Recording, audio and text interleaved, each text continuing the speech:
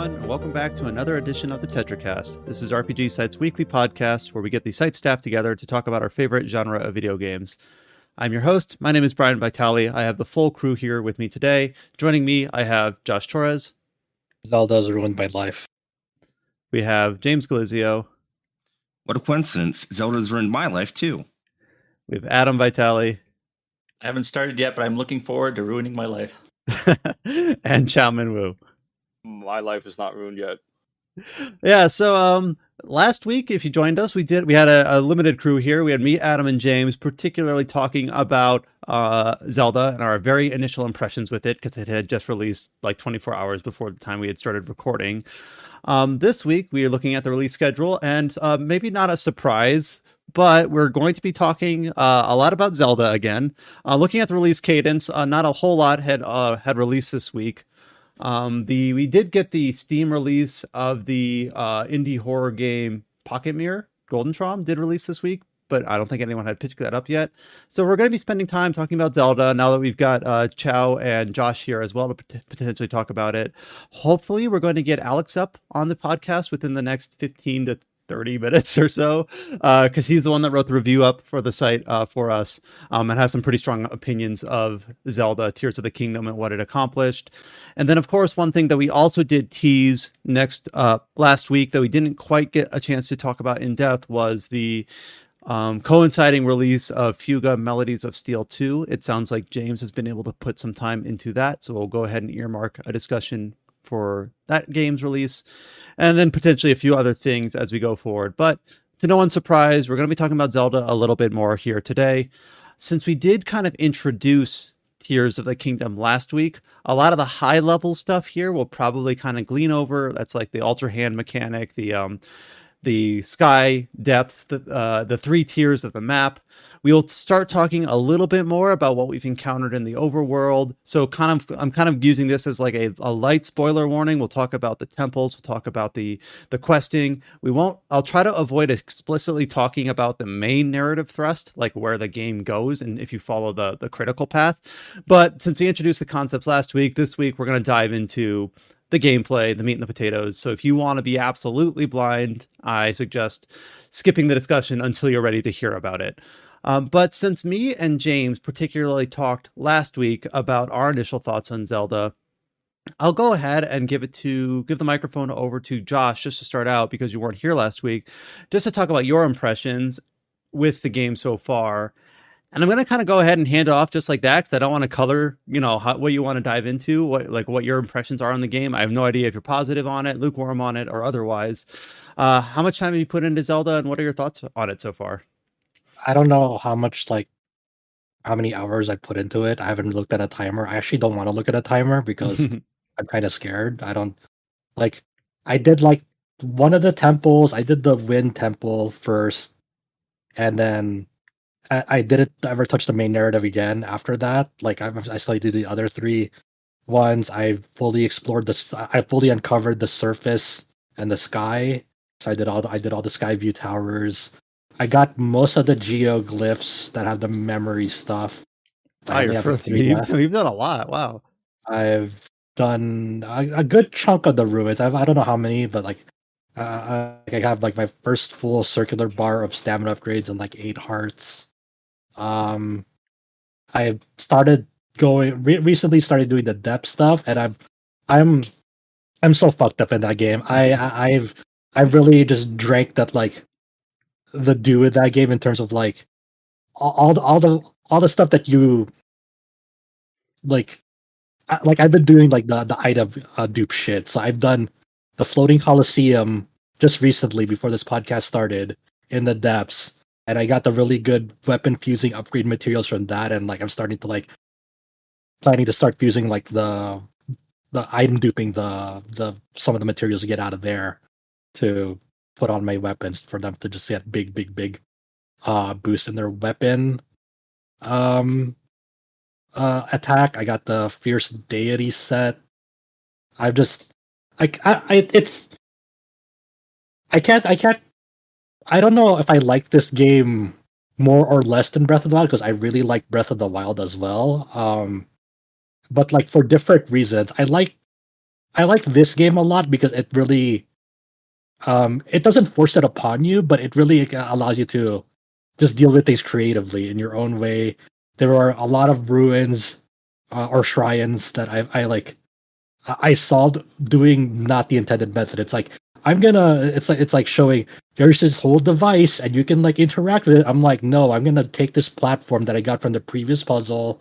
I'm gonna float it up here, then get on it, do recall, and just get up there that way. And it's like, good job. I'm like, yep, I definitely engage with the mechanics of this shrines for sure. That is if you're just starting with Zelda, the whole raise the platform and recall it back up will shortcut you through many a shrine, or get you to places where there is an intended path and you can just do the recall method. But I think the unintended method is kind of the intent to state it. Like I don't think based on Breath of the Wild and even more so in Tears of the Kingdom that they're like it's the item duplication. I don't know. That's a bit more foggy, but using recall to raise your platform back up, I'm 100% on board with. Yeah, so I really like this game a lot. Just in at however many hours I played of it so far, because it just allows you to like just do a lot of fucked up shit that like not a lot of games allow you to like mess with. Like having the ascendability, just like to just kind of no clip through like more jankier surfaces and it's like yeah, this is probably not the way you could have gotten up here, but you did it. You made it work, and sure, why not? And then they're just like I really love the way that they reinvented towers in this game because in Breath of the Wild, towers are more like kind of like a platforming puzzle to get to the top and like kind of make your own landmarks just that way. While in Tears of the Kingdom of the Skyview Towers, they just launch you straight up into the sky, and it's like I don't know how the fuck Nintendo did it, but they made it work on the Switch to the point that like it didn't like put the system on fire. So like every time you kind of like shoot up, you have a good sense of like where do I want to go? Do I want to get on a sky island? Do I want to like shoot to see if I have enough stamina to like make it to this like point of Tower or interest that shrine, like, yeah. yeah, that is like visually interesting. Like that like there's this one um sky view tower where you go to and you see just like a floating orb in the sky that's just like constantly rotating. You see it a little bit like in the final trailer of it where like there's like an opening that's constantly rotating and you're just like what the fuck is in there? That's so weird. And you go in there, I won't say what's in there, but it's like there's some really cool stuff in there that I was really glad that I went like, you know, I went into there. And I just it much like in the same ways that like Breath of the Wild was really all about the concept of an open world Zelda game in modern times because you know a lot of people compare how like Breath of the Wild is spiritually a sequel to the first Legend of Zelda in the way that like the design concepts were like interacted with each other and how you bring over those concepts of an open world that's like the open is like not really the main focus but it's an interesting enough thing to get yourself lost in. Um, while in this one, it's like it's the same way that the open world is a very interesting thing, but it's like it's layered on top. It's like you have obviously the sky and underground, but you also have just like the for like other things that you can play around. That's sort of like a toolbox, like a toolbox, a toy box. It's just like if you, it lets you just like fuck around a lot more than Breath of the Wild because in Breath of the Wild you can do it, but you have to like really kind of be very familiar with its like systems to like do like skips and fling yourself across. And like while this one empowers on those systems, like a good example of how this is um shown in the game from like Breath of the Wild into Tears of the Kingdom is just shield surfing. It's like in shield surfing, yeah, you can do that in Breath of the Wild. It was really cool to do, like when you got the right momentum on the right surfaces. And then like it's like one of those things like you could do, but like it's like it's like it kind of means to an end. While in this one, they built entire systems around like, hey, if you want to shield surf, we gave you these systems like you put a mine cart on a shield. You can use that as a skateboard. You can actually like if you have a mine cart nearby, you can just shield surf on like on minecart rails with it, and then like the momentum boost that you get off of like steep slopes is like more profound, more interesting, and they really lean into like that creative philosophy that people um really got a lot of mileage out of in Breath of the Wild, and expanded it in a way that didn't feel impossible for people who are creatively challenged like me. Like I don't have like design really complicated or intense or just I can't make a mecha in this game. It's just too over my head. I see the videos. I'm like, man, I wish I could make a Gundam, but I'm too stupid to make a Gundam in this game. And I like seeing the videos where it's like Armored Core 6 footage is looking pretty swell, and it's like a giant mech, and I'm like, I can barely put 4 wheels on a cart in the right order or whatever. But the game, like, it's cool that the game allows for that, but it doesn't require to do you do that. You can do like the most stupid, like, I don't know, I put laser beam on single wheel cart and it works too, And I was doing a quest that Adam was watching me earlier in Discord where I had to get the musical troupe over to the Great Ferry, and it's like you have to build a boat, and my boat was like the most ramshackled, like attach a couple 2x4s to the bottom to help it float, put a fan on the back to make it go forward. Oh crap, it's sinking. Put a fan on the bottom to raise it up. I just gotta MacGyver it across the lake, and then and then you just picked it up and carried it. Yeah, it's like, oh, just take the road. Nope, I'm just gonna literally carry it over. And then there's like the whole like section of like where you have to kind of cross this whole big gap of this broken bridge to get to Rito Village, and then they're trying to like tell you, all the NPCs are trying to tell you, hey, this Hallian pine cone, if you like light on fire, like you may want to use this to like kind of give yourself some leverage, so you don't have to like do anything with the bridge. I'm like, you know what? I wonder if I could just like build a long enough bridge to like cross it.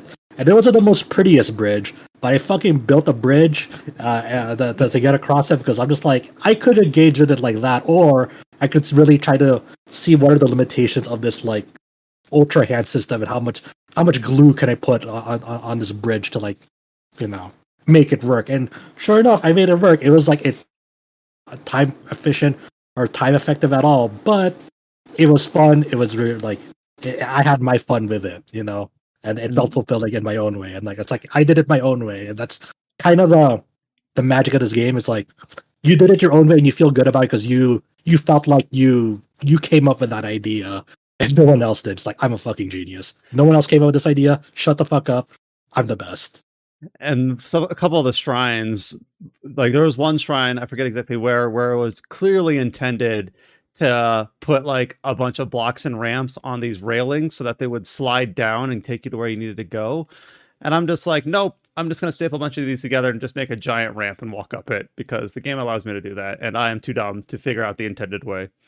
Yeah, and I think that's the really interesting part of the game because like open world physics simulators aren't like a new thing. Like you think about like the Red Faction Guerrilla, and like and that was a really novel thing at the time. Where it's like it's an open world and had like a really really great building destructions physics, and that was like the main thrust of that game. But I think what Nintendo's really done here is they took like really interesting tools at your disposal with Ascend, with Ultra Hand, with Recall, and how they synergize with each other. Like I feel like there's a better marriage of these conceptual systems in Tears of the Kingdom than that was in Breath of the Wild, where in Breath of the Wild there were like building blocks to make something really cool and great, but sometimes like to really get really wacky stuff out of it, you kind of almost have to pull teeth to make it work. While in this one, it synergizes way better, in my opinion. I do miss the I kind of have to remind myself of the Sheikah Slate abilities. The two big omissions that I remind myself is that there's none of the freeze object in place, build momentum, and then it unfreezes. And that if that was paired with this, that would just it would break the game wide open. My IQ is not high enough to be able to comprehend that. But more simply, I also do miss just the bombs on demand because you don't have the Sheikah Slate, just instant bombs. Like, I actually have to like resource manage my bomb flowers. How dare? I mean, or you can just dupe those bomb flowers, Oh well, not all of us here are scumbags and cheaters. So I did not dupe any bomb flowers. The item duplication method of this game, it's like not the hardest, but it's like really stupid. How like if you think about like why it works, it's like, oh, this is really dumb. Is it dumb as like Diablo 1 duping method? You just touch the item at the same time as you grab it or something? No, it's a lot of like equipping things on like bows and then like making it line up so it overrides a certain other bow that you drop to dupe the same item. Basically, it's some funky stuff because like you have to kind of think about the physics of how your shit drops behind you to make it work consistently. You can Well, just do it quick enough, and it's not really a problem. But My game had an update a day ago, and I thought maybe they addressed the item dupe glitch, but apparently not. And I guess you could just refuse to update even if they did. But joining us just recently, a couple minutes ago, is Alex, who wrote up the review for us on Zelda Tears of the Kingdom. So, Alex, just to try to tee you up a little bit, we initially discussed Tears of the Kingdom last week when it had just come out, but it had only been out for 24 hours. We talked about some very high-level concepts about the Ultra Hand, the fusing, and of course the world with the sky, the ground, and the depths. At the bottom of your review, the main tagline, the main takeaway that you had was somehow, some way, Nintendo made, in your opinion, a game better than Breath of the Wild. So I'll hand over the microphone over to you with that idea in mind. Just how did they do it? Yeah, I guess. Hello, by the way. Hello. Yeah, I late turning up because the perils of having a 18-month-old who won't go to bed. But yeah, I mean, I guess the grand, and then my phone goes off straight away. Of course, the grand thesis of my review, I guess, is sorry, I don't even know where my phone is. I'm in such a mess here. That doesn't bother me. Go ahead. The grand thesis of my review is really this idea that that it sort of deconstructs Breath of the Wild and reconstructs something new and exciting around it, which is a really interesting way of doing a sequel. Quite often, sequels build on top. It's sort of like you guys were just talking about the loss of the Sheikah Slate abilities, right? And I do agree. I missed the bombs, although I do think having bombs as a limited resource now actually has enabled them to make them a bit more powerful and stuff, and a bit more meaningful. Especially like those Malice Hand monsters. You sort of need the bomb flowers for those, really, as I say in one of the guides on the site. But yeah, by taking away the established stuff, I think they actually unlock the ability for the game to truly do something different. And that's sort of where it's astonishing as a sequel, because, you know, yes, they built on top of the same world, but I think the context in how you interact with that world is so different. I think the only negative thing I can say about it when compared to Breath of the Wild is I think because Ultra Hand and stuff is a little bit more complicated, for me, it took a little bit longer to click. There was SkillUp's YouTube, SkillUp the YouTuber, his review really spoke to me because it really talked about the game in the same way I felt about it, where he talked about actually feeling almost a little bit disappointed in the first couple of hours, because it's a more prescribed tutorial for a start, like compared to the Grand Plateau. It goes on longer and it's slower and it's much more directed. And then you land down in Hyrule and it feels like a bit of an anticlimax. And you go to that little town, and then it sort of weirdly makes you trudge to Hyrule Castle and then back again, which really seems to suck the pacing dead. But then something magical happens, and the game just clicks, and so it takes a little bit longer to get going. But once it does get going, it's just so magical and so intense and so clever in how it uses the world, how it uses the systems, how it works perfectly well as a game on its own, but also really rewards knowledge if you played Breath of the Wild and knew Breath of the Wild. It's you know, sometimes when you give a high scoring review, you get distance and you begin to question yourself and regret it a little bit. This is not one of those instances. Like, I haven't looked back.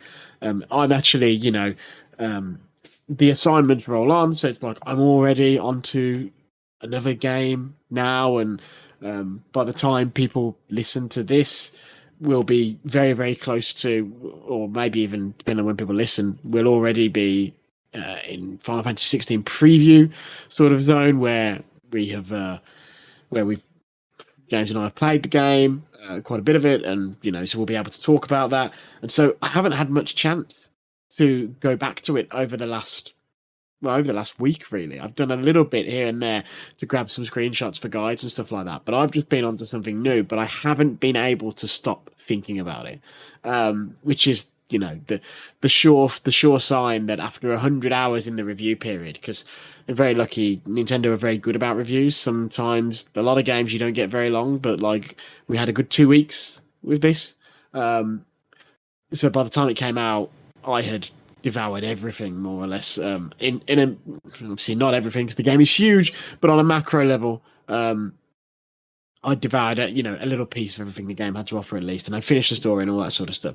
But yeah, the fact that I still want to go back and still want to do it speaks volumes. And it is not just one of the best games I've played this year; it's one of the best games I've played, this decade. So there are two comments that were made last week, one by me and one from James, that I want to just kind of share with Josh and Alex and those that weren't here.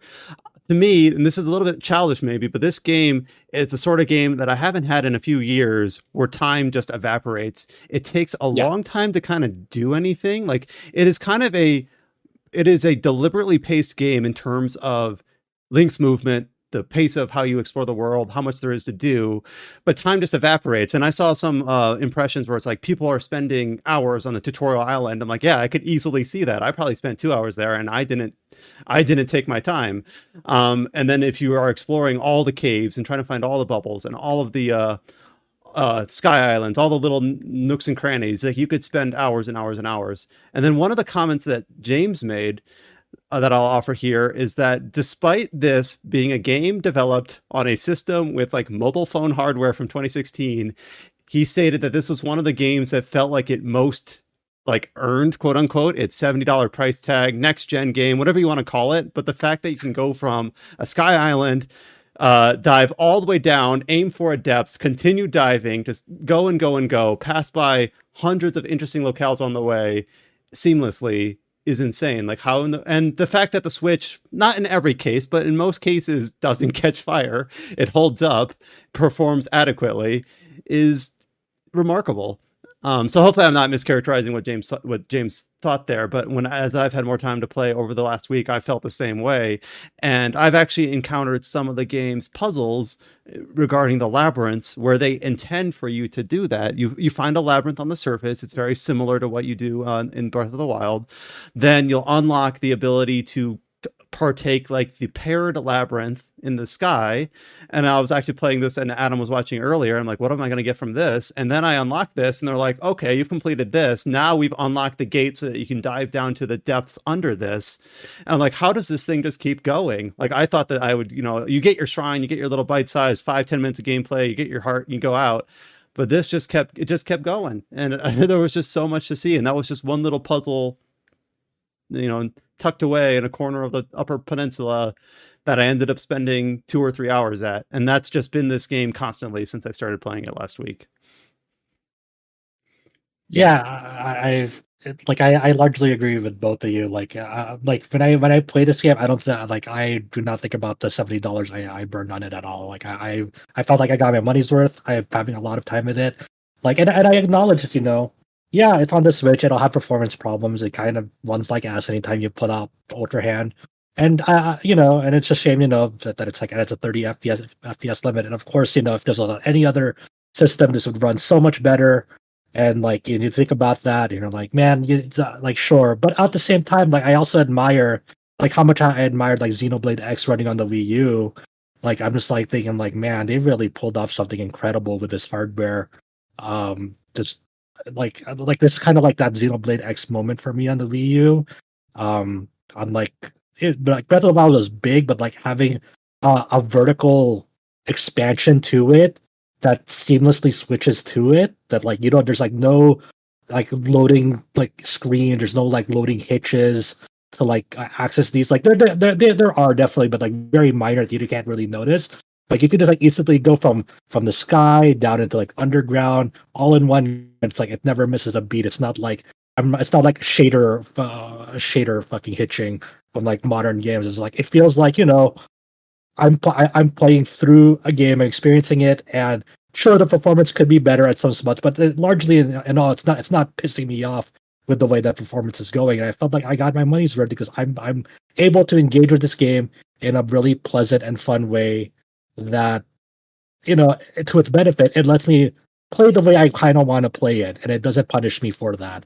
And it doesn't make me regret that like I fucking burned money just to have like this little combat encounter like hitch for like a mini second because shaders were like compiling. It's like, what the fuck am I doing? Like When I'm in handheld mode, I have had in a couple cases where I'm diving all the way from the sky to the depths. It pauses for like a second as I enter the chasm, and that's like the worst I've seen. And maybe it is a little bit unfair to just be like, "Oh, Switch, you're trying your hardest" or whatever. Because if that was a PC game, I'd be like, "How dare they?" So Yeah. maybe I'm trying to be. That's why I remarked that because I see it on both sides of that. It's like, yeah, it could be better on other hardware for sure, but at the same time, it's like when you think about the specs of the Switch, it's like I don't know what every part of the development team had to fucking suffer through to get like this game running at like this good on the hardware that they were given with. And you think about like the engineers, what the engineers had to pull off. You have to think about what the art team had to pull off. You have to think about the lighting team and what every person at the development team had to like do to make this game run as well as it does on this hardware. And I feel like the last time I thought about that was like Xenoblade X on Wii U, because like what you see on here and what's on display for what on the hardware that you're running on, it's like that's fucking video games. And you think about it, like you think about like Mode 7 on the Super Nintendo. It's like, what the fuck? How the fuck do they do this? You think about just like overcoming limitations of hardware to like make something magical and spectacular. That's always been at the heart of video games, and that's what I think about when every time I hour and I'm like, fuck, man, that it feels so cool every time to like kind of like dive into this world and think about what should I do next.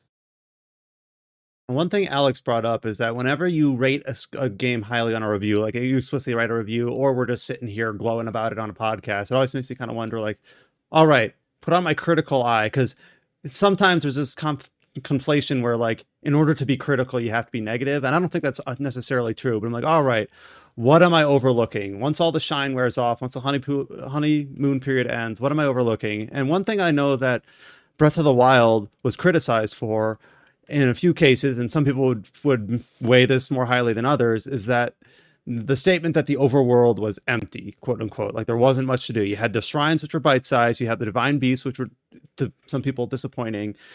And then how does Tears of the Kingdom compare? And one thing that I've just constantly had, I'm trying. Breath of the Wild it wasn't that long ago, but I only played through it once. I never revisited it in the time since it released, so I don't quite have like what was my fresh eyes, what was my perspective at the time I was playing it. But when I'm playing Tears of the Kingdom, one thing that I've noticed is that, and this is always a sign of a great open world game, is that it's so easy to get distracted in ways that just feels natural, not that you're chasing checkpoints on a map. One thing that I had happen, it was either late last night or early this morning, is that one of the things that return from Breath of the Wild are these stables. Stables are basically tiny little outposts that dot the world. They serve basically as little NPC hubs that usually they'll have 1, 2, or in some cases 3 little narrative threads that you can pull at. Like usually there's a side quest with Penn, the Gazette. Sometimes they'll talk about a creature that's in the area, and then sometimes they'll also bring up like a secondary or a third thing. Like there was one stable that had a like a little racing mini game that you can get pony points from that I actually kind of struggled with. And I was actually telling Adam, like, I'm doing this little mini game. It's not a quest, it's not a shrine, but damn it, I'm gonna beat that guy's time, because he had a time like he had like a beat my time of a minute or whatever. So like I got distracted by that, and then I encountered this little girl who stated like, my friend Piper accidentally burned down a tree because he was trying to impress me. How dare he? Not a quest. This was just me talking to the NPC, and I'm like, oh, that's interesting. And then I found Piper later.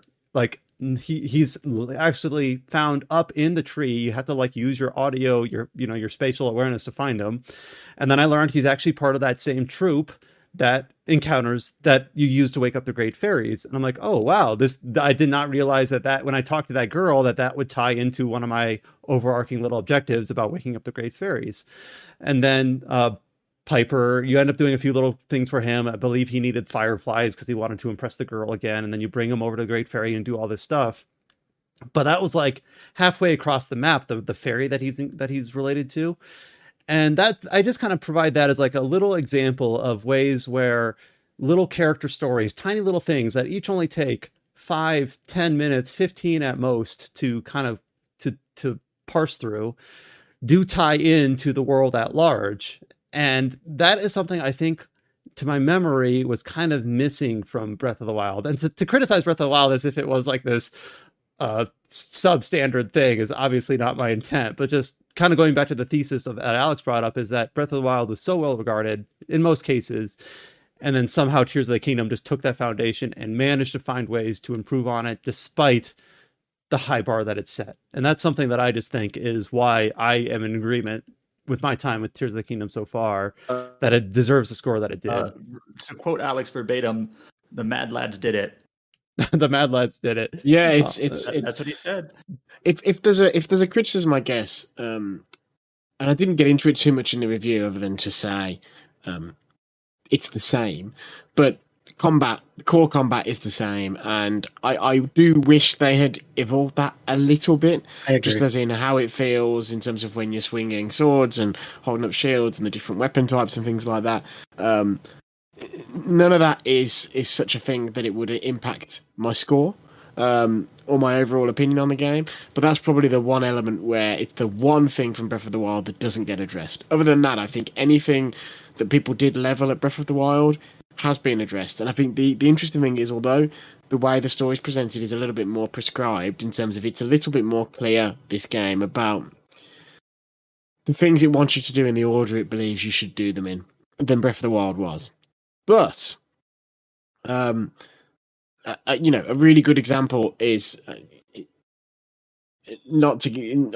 before people panic, I'm not going to get into deep spoilers, but just speaking very broadly,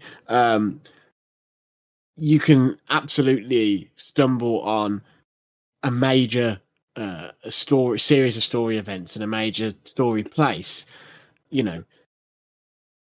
10, 20, 30, 40 hours more before the game would naturally point you there.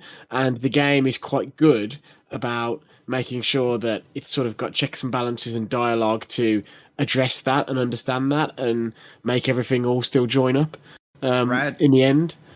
Random question, but that example you're giving there, are you referring to the storm thing?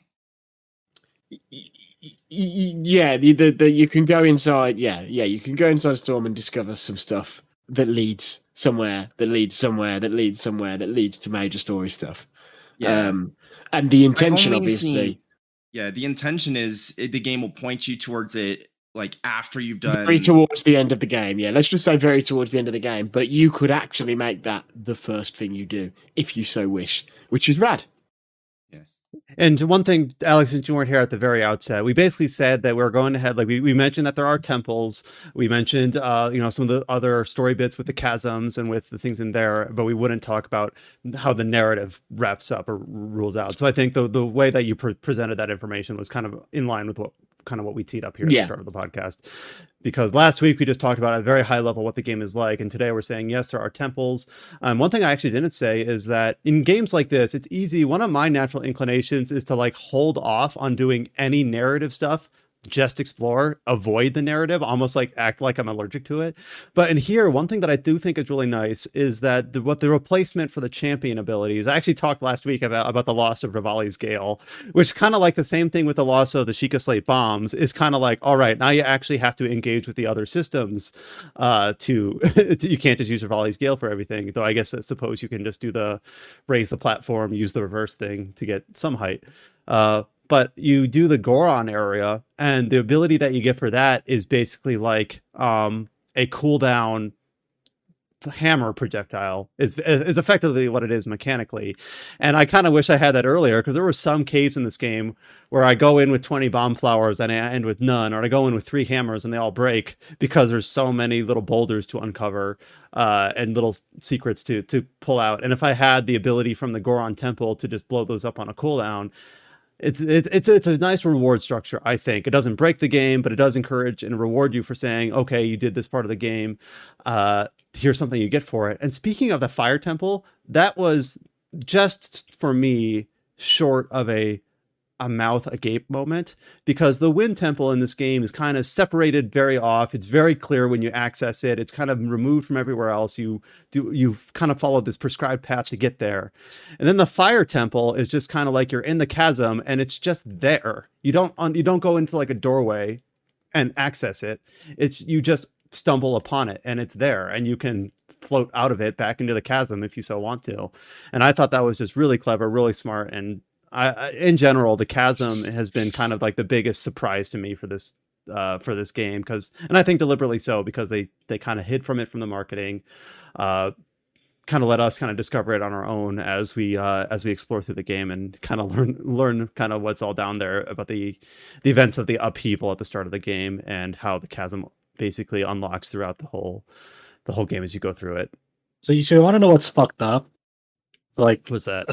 So one, since we're on that topic with like the temples and the companions you get from them, one thing I really liked from this game is that once you get like the temple companions and like they kind of quote unquote spiritually join you with their abilities, like they don't really fucking talk to you when you're exploring the world. They just like, hey, my ability's up, you can go do it. Okay, you used it, but they don't like make like chit chat with you to like kind of get in the way. Because I think about the last open world game I played for Spoken, and I think about two things. I think about even though you had a whole setting to make Cuff like talk less to you or like talk less to Cuff or whatever, because it was just so annoying in the default setting. There's like just put it all the way down. I don't ever want to hear you. And so one, I really appreciate that you're just not in the way when you're like traveling with them. Two, I think about when people talk about like the empty open world that was like from Breath of the Wild that might be in Tears of the Kingdom. I'm like, what's an empty open world? Forspoken. I'm like, I was actually going to bring this up earlier, but I kind of decided against it. But now I will. So I haven't played Tears of the Kingdom yet. I'm playing other things. Yeah. But I was watching Brian a lot, and he was talking about how interactive the world is, all these little mini quests and little, stories and little like events that you can do. And there's all these different things. Whereas like Forspoken, I've actually said this on previous podcasts, I believe, like the open world is much more typical in terms of like you have your like challenges and whatnot that you can do, but they're very copy paste. And then like the story of Forspoken almost feels like divorced from the open world. It's very weird. And like you have your open world, but then you, like Brian kind of hinted at with like maybe like the Wind Temple, all the like events that happen in Forspoken, like as a narrative, are all like segmented away in like little towers or whatever where you fight the Tantas. And so there's this weird divide between like story and world, whereas Tears of the Kingdom, from what I've watched and what I've heard, it feels like there's just much more like synergy between events and the world and exploring it and finding things and whatnot. Yeah, and it's like they litter the stuff with like the world's not just like, oh, these enemy encampments that like you can like bash heads on. It's like there's like there's interesting, sometimes irritating stuff of like, hey, there's this Korok dude. My friend's over there. Please build me a fucking jet to get me there. I'm like, all right, motherfucker. we're gonna do this my way. We're gonna do this in the most rickety, most awfully poorly made way, and I'm gonna get you there. You just might not be in one piece there, and you see what other people do, and you see them like roasting Koroks on a fucking stick. And I'm like, and it's cool that like there's just like random fun things that like you can just like interact with in that game that like in your own way to kind of make your own fun, which you can't really do in like something like Forspoken and other more like strict open worlds that are just like the open world is more of like a hub to get from one place to another, instead of just like, if you're gonna make an open world game, at least put it like fill it with some stuff that's like fun to interact with and kind of make your own fun out of it. Because like it's not even, we pick on Forspoken because it's the most recent thing, but I think of like stuff like Mafia 2. People often refer to it as the Ubisoft open world design, which is a little unfair on Ubisoft, but because lots of companies do. But it is a sort of design of open world that has become synonymous with them, particularly because they've done a lot of it with Assassin's Creed, and they even had whatever that racing game was that had that structure. I can't remember, the one where you travel across the whole of the US, all that sort of stuff. Was it the So- club? Crew? Was it the club? I think it's Oh, it's crew. The crew sounds Crew, right. that's it. Yeah. Yeah. So Yeah, and it's like, and for me, like, this game is like, but I wish, like, if you're gonna go open world, like, kind of strive to, like, kind of do what Zelda is doing with their open world stuff. Like, I know it's kind of unfair to them, but we've seen that same template kind of, like, for better or worse, mostly worse for me, copied and pasted because of that. Like, it's such a strict, rigid format. While, like, when Zelda does it, it's kind of fun in its own way because it's like a physics simulator as well that you can fuck around with, even more so in Tears of the Kingdom. And the way that, like, you kind of just, like, I haven't really been, like, searching up, like, guides of, like, how to, like, where to find stuff or how to, like, solve stuff. Like, all the geoglyph stuff I've been finding, I've just been finding it out in the open world. Like, oh, there's like a point of interest, I'm gonna go to it. I'm not really looking up stuff. I'm just kind of, like, figuring it out my own way. Of course, the item duping stuff. Okay, I was like, okay, how the fuck do you do that? That sounds really great. Having, like, 3 Hylian shields is, like, pretty cool. I'll admit, but Can't believe other you. than that, it feels good. I think also it's kind of like this weird thing that's been going on, like, when I hear people talk about, oh, Breath of the Wild is, like, now obsolete because of Tears of the Kingdom. Like, I think that's a weird, like, thing to say about Breath of the Wild, because I think Breath of the Wild is still a fine game on its own, that, like, it's still worth checking out, and that Tears of the Kingdom didn't, like, completely override its existence. I think Breath of the Wild is still such an incredible way to, like, kind of conceptualize, like, the open world Zelda formula and, like, what they did with it, especially at the start of the Switch's lifespan, and also at the end of the Wii U's lifespan, and just how they kind of really flipped the formula on its head, for better and worse, because people in Breath of the Wild, didn't have really you didn't have to define dungeons that, like, Tears of the Kingdom, has at certain points in it. But I still think that, like, the way that you interact with the world in Breath of the Wild is totally different with Tears of the Kingdom enough that it's, like, it's worth seeing that. And I actually dig, like, the lore that's, like, established from Breath of the Wild into Tears of the Kingdom. One thing that Tears of the Kingdom did add that I don't know for better or worse, and it's such a small part of the game, but it has changed significantly kind of how I play it. And I mentioned it earlier, it's those bubble frogs in every cave. Mm-hmm. So for those that haven't played Tears of the Kingdom, if there are any of you listening to this, every single cave, and I'm trying to remember how they were marked in Breath of the Wild, but in this game, it'll say discovered, you found this cave, and it'll show a specific cave icon on the map. In addition to that, every cave has this bubble frog in it that when you defeat it, will give you a bubble, which is like an item that you collect, and eventually you learn what it's used for. And then, like, once you collect the bubble for any given cave, it puts a little check mark on the cave on your map. So me and my smooth lizard brain, whenever I come across a cave, I'm like, oh well, shit, I can't leave until I find the frog, because if I leave and I don't leave that check mark, I know I'm probably never going to be back here, or I won't be back here for a long time. So might as well do it while I'm here. In general, even though I'm being a little bit silly about it, I think it does kind of, like, there have been times where I swear that I've explored a full cave, and then I'm like, but wait, I haven't found the bubble frog yet. I'm missing something. And then I'll look around, and, like, elevated up in the sky, high up in the cave, there'll be, like, a little one bombable wall. And I'm like, aha, there's where you are.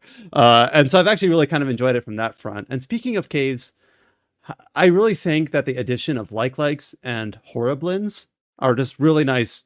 They really add just nice to the enemy variety. So likes, of course, are monstrous creatures that have been in lots of Zelda games, and in this game they are stationary. They stay attached to the wall and they reach out for you, and some of them are like fire themed or ice themed or electric or covered in boulders, and they just make really good puzzle enemies. And then horriblins are just kind of good trash mobs for the cave area. So I think the addition of those two enemy types, I think, do go a long way in because I know one other criticism again of Breath of the Wild was that it had a lot of enemy recolor, and that's the same true here. You have your red horriblins, your blue horriblins, your black horriblins, or whatever, and then of course, like I said, the likes, you have your fire, ice, thunder, but and then you have the bokoblin chiefs, as well, in addition to the Yeah. moblins. So I just think in general, that was one area, not the combat itself, but the enemy variety.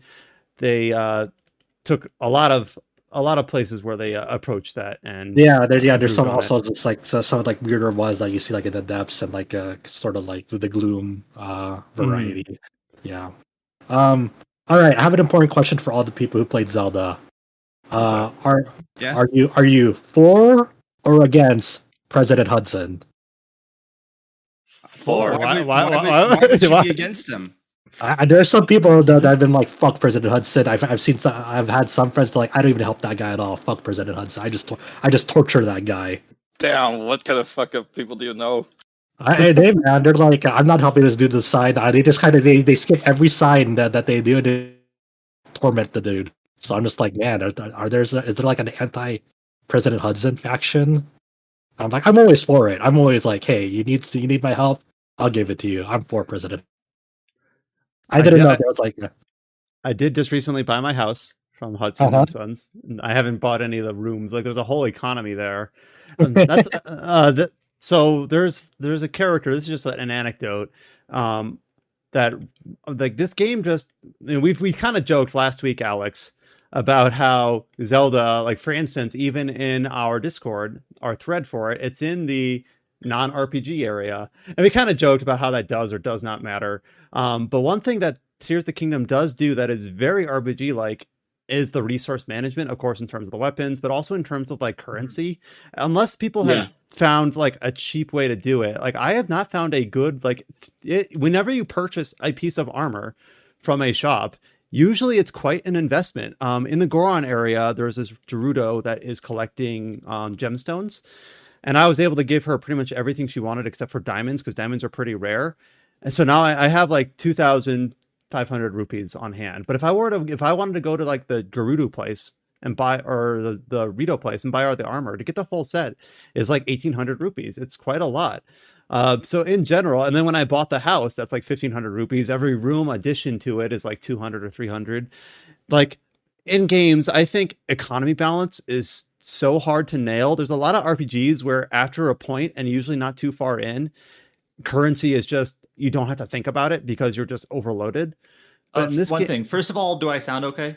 Yes. Yeah, you do. Mm-hmm. Second of all, you know what game had a really broken economy for some reason? Xenoblade 3. Oh yeah, so much money, and you never need to spend it. It's really kind of weird. It's kind of that's a good example. Like Xenoblade 3, I would say, as great as that game is, another 10 out of 10 on our site.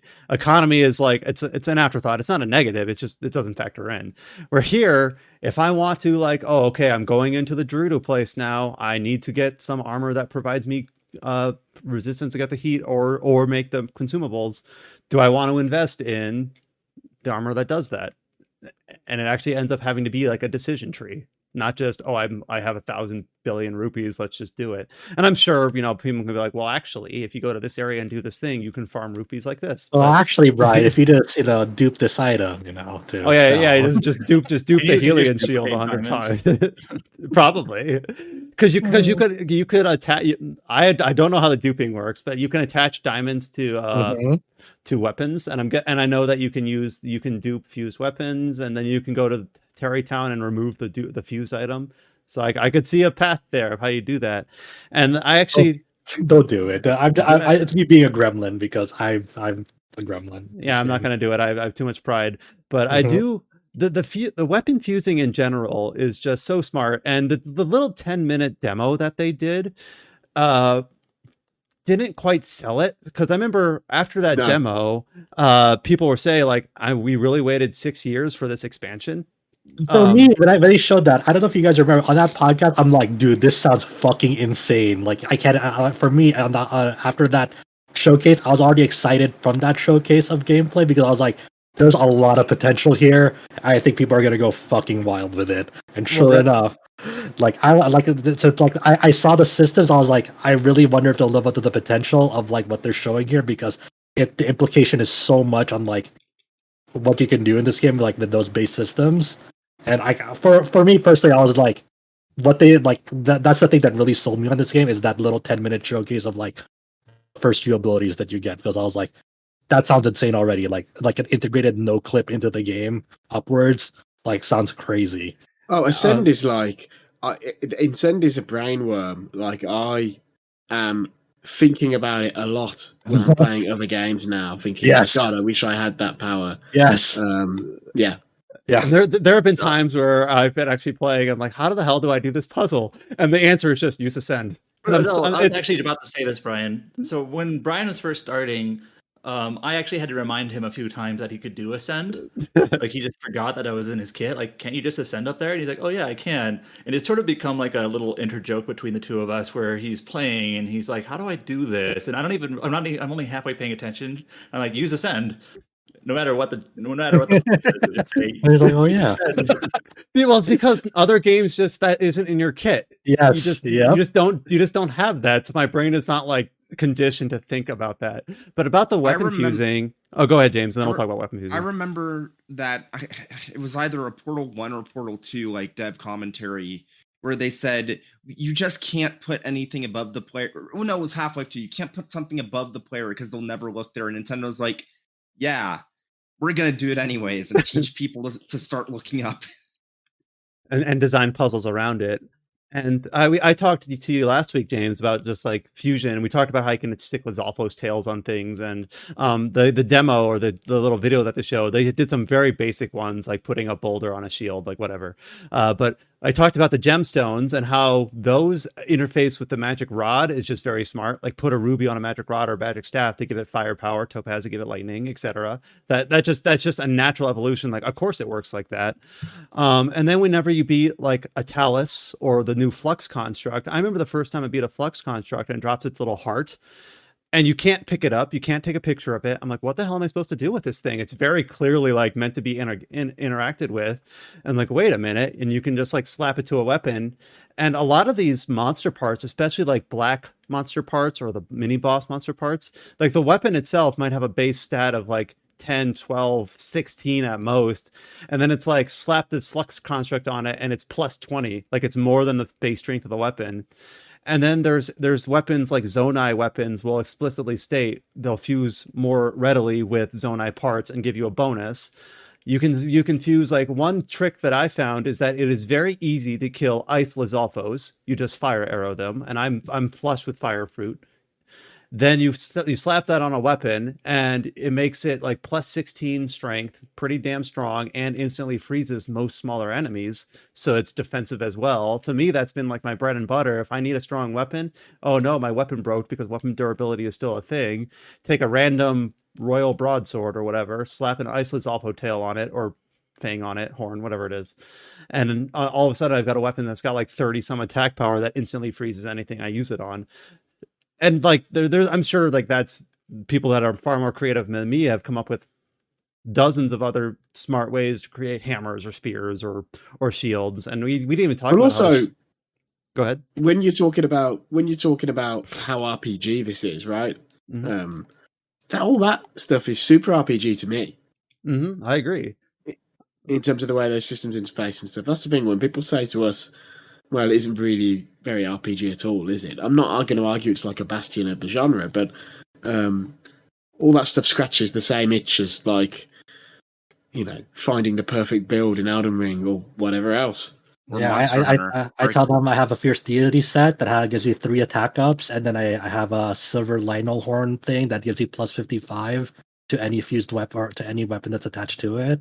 And then I see my stats and my numbers go up. Even though you don't see the number, I hit something and their number is 0, and I win. That's RPGs. And you even get some of the items. I forget what it's called. Like it's not called Ancient Arrowhead. It's called Ancient something. But it's like Ancient Blade. Strength. It's like Strength 50, and it says this is explicitly meant to be used with an arrow, like in the tooltip. Well, you can fuse it with a weapon, but it functionally one of those fused to an arrow does exactly what the ancient arrows did in Breath of the Wild. Right. So it's just a one hit kill. But if you fuse it to a sword, it will be a one hit kill sword that disappears straight away. I don't know why I just didn't try that. Like, all right, this is my ancient arrow. Like I caught that, but I just like, all right, I guess I got to get more inventive. Like, oh, why not just try it with a sword or with a shield? Unfortunately, like I had this thing where I had two identical shields. I think it was the Sheikah shield of the eye or whatever, and I fused two of those together and it didn't get any stronger, and I was like, ah. So it's just a shield on a shield, and like, of course that doesn't really do much, but of course but it's funny like how you can like just kind of like shields are kind of like fundamentally more useful because of fuse. Like there's like this shrine that I was doing. It was like, and then you had to like make use fire hydrants to like make platforms on lava. And like the last time I was like, oh, this is gonna be a pain in the ass. I don't want to do it. But I had a spring shield on me, so what I just did was like I just did a shield surf, and then when you get on top of a spring shield, it'll pop you up. So all I did was like skip that last puzzle using that. I'm like, all right, well, I don't have to like I use my brain to try and fucking make platforms. I just had to happen to have this on hand, I had a spring shield once, but I took a picture of it because I've been brainworms about the high roll compendium. I've been taking pictures of every new weapon because I'm Oh stupid. no, I can't do that. But- I'm but glad someone is, but I can't do that. But I got the spring shield. I took a picture of it because it's just a spring part on any other shield, but it was a Yeah. shield I didn't have. But it wasn't a high stat, so I'm like, I'm not going to keep it. What's it going to be used for? I don't know, so I'm not going to keep it. And then here Josh comes in like, just shield surf on the spring shield for elevation, and I'm like, wow, brain expanded or something. Yeah, it's just like you just like it's like you just like I think there's still a lot of like unexplored territory when it comes to like found weapon users. Like like all the people that have been like playing this game and like sharing their finds, like it looks freaking been making and what people have found. But I think there's still a lot of like undiscovered tech in this game, and like it's that's kind of like the magic of like how once again how these systems interact with each other. Like just fusing by itself, but when you start like but I really like that when the game allows you to kind of mix and match the weapon, like the tool effects with each other. Let's say like you rewind the platform. When you rewind the platform, you can be on that platform mid rewind, and then you can use like Ultra Hand to like while on that rewound platform. So it doesn't like immediately cancel it out. It allows you to like kind of reach higher surfaces or like get to like a higher elevation to like reach this thing that you were trying to go for. So like they smartly thought about whether should we cancel out this tool effect immediately when you use another one, or should we just like let it run on a timer and let you keep going with it and see and let people figure it out on like how they want to handle stuff. And I think that's kind of like this. There's like so many like smart design decisions with this game that like any part of it that felt off, you would immediately notice right away. But the way that they integrated it, it's like there's just enough freedom that feels like you're overcoming the game's limitation or restrictions in a very inventive way that feels personal to you. When I remember when I first wanted to try that combo you just said with rewinding a platform, and then while the platform's rewinding, Ultra Hand, I was like, well, if I switch away from rewind, it's just going to cancel it, right? That's how every other game would work. And nope, it doesn't. It's like, all right, you've got your timer. You can Ultra Hand. You can do whatever you want with the time you've got. And they go, shit, that brain expanded. So much other thing I can do with that. Yeah. And one of some of the trials, one genre of trial is one where it's there. The one big part, one shining part of Breath of the Wild was the Eventide Island, whatever it's called, where it takes all your gear and you have to work your way through the puzzle of the island to make your way off and get your gear back. It's like a little self-contained story on its own right. In this one, there's little bite-sized trials where it takes all your gear and you have to sneak your way through, pick up a few weapons, deal with the constructs. And one of them, there is this like flame spitting sentry tower. It's like a Beamos from Twilight Princess. Only at the top of it, it's the Zonai flame spitter.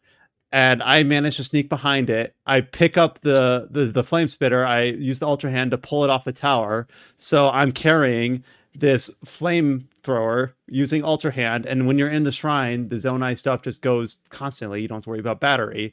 So I just start walking into all the other constructs with the flame, like just with a flamethrower. And like they're like, all right, this is how I'm solving this puzzle now. I don't have any weapons. You took those all away from me, but I have this flamethrower, so this is how I do this. And I remember Adam was watching me play that as well. You can tell I've streamed a lot of this, and Adam's been watching a lot of it. And like I was struggling a bit because maybe I'm just not great at the game. But when I had no armor and I had just a wooden club, I was just struggling. But then when I got this flamethrower, I'm like, all right, I got this now. And that's how I had a very similar experience. Like I went to a Proving Grounds shrine, and like it was a pretty tough shrine where like it took all your gear away, and like after you took out the first enemy, like there's this whole like wide open space of like enemies with like various lengths on like the weapons that they had. Like one had like a very long stick, some had spears, some had like fast swinging swords, and all you really had was like the game didn't give you much. It gave you like a sword and like a medium sized stick, but it gave you like these little miniature tanks, like zonite tanks, and like when you turn them on, they'll kind of like slowly make their way to the enemy and like ram into them, and like they'll do like little damage, but it stun locks them. Like, okay, like what are these for? And then I see like to the sides of this arena, there's like one of these with like a flame emitter by it.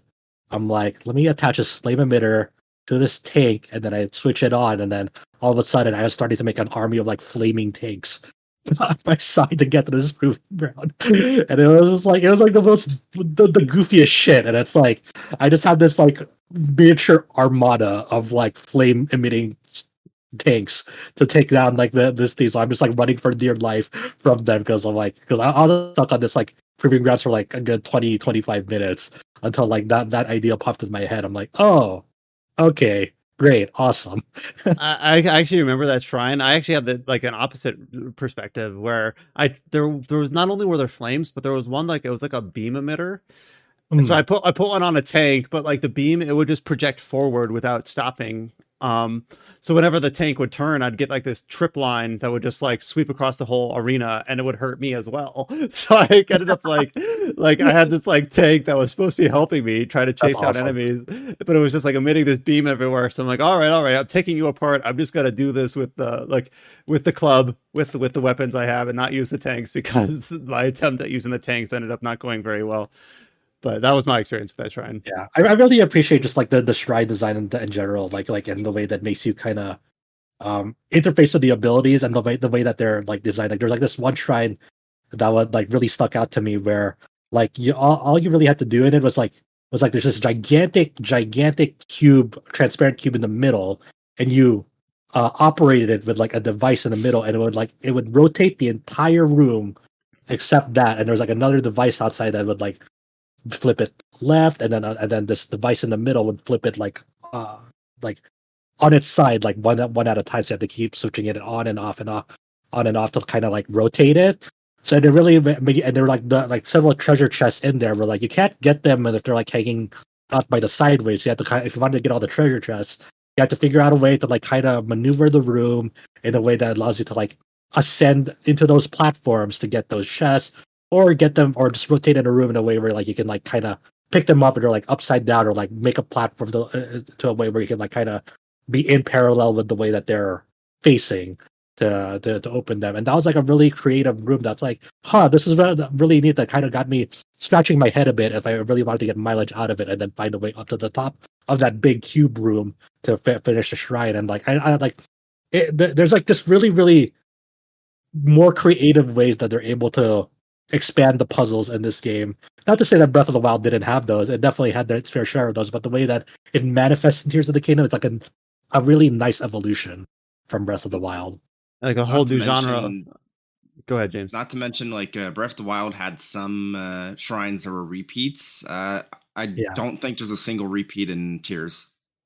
I don't. It's like also, you know, they got rid of those test of strength shrines, and they're actually what really has been replaced by the Eventide style stripped of your equipment ones. Mm-hmm. But the difference between those is it really sums up, right? Like, because so many of those tests of strengths were basically duplicates as well. It's just like fight 5 dudes or whatever. Yeah.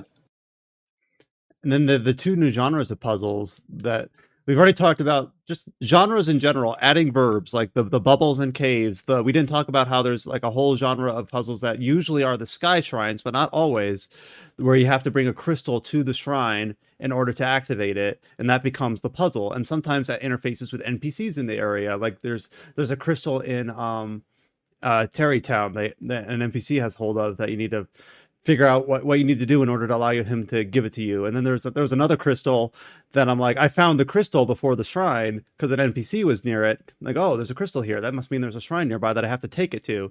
And the NPC is like, well, I'm not going to give you this unless you show me a big horse.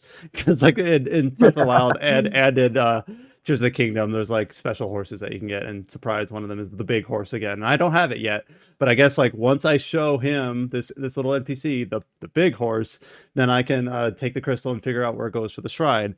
And then of course we talked about Got the a guide Korok for that. really.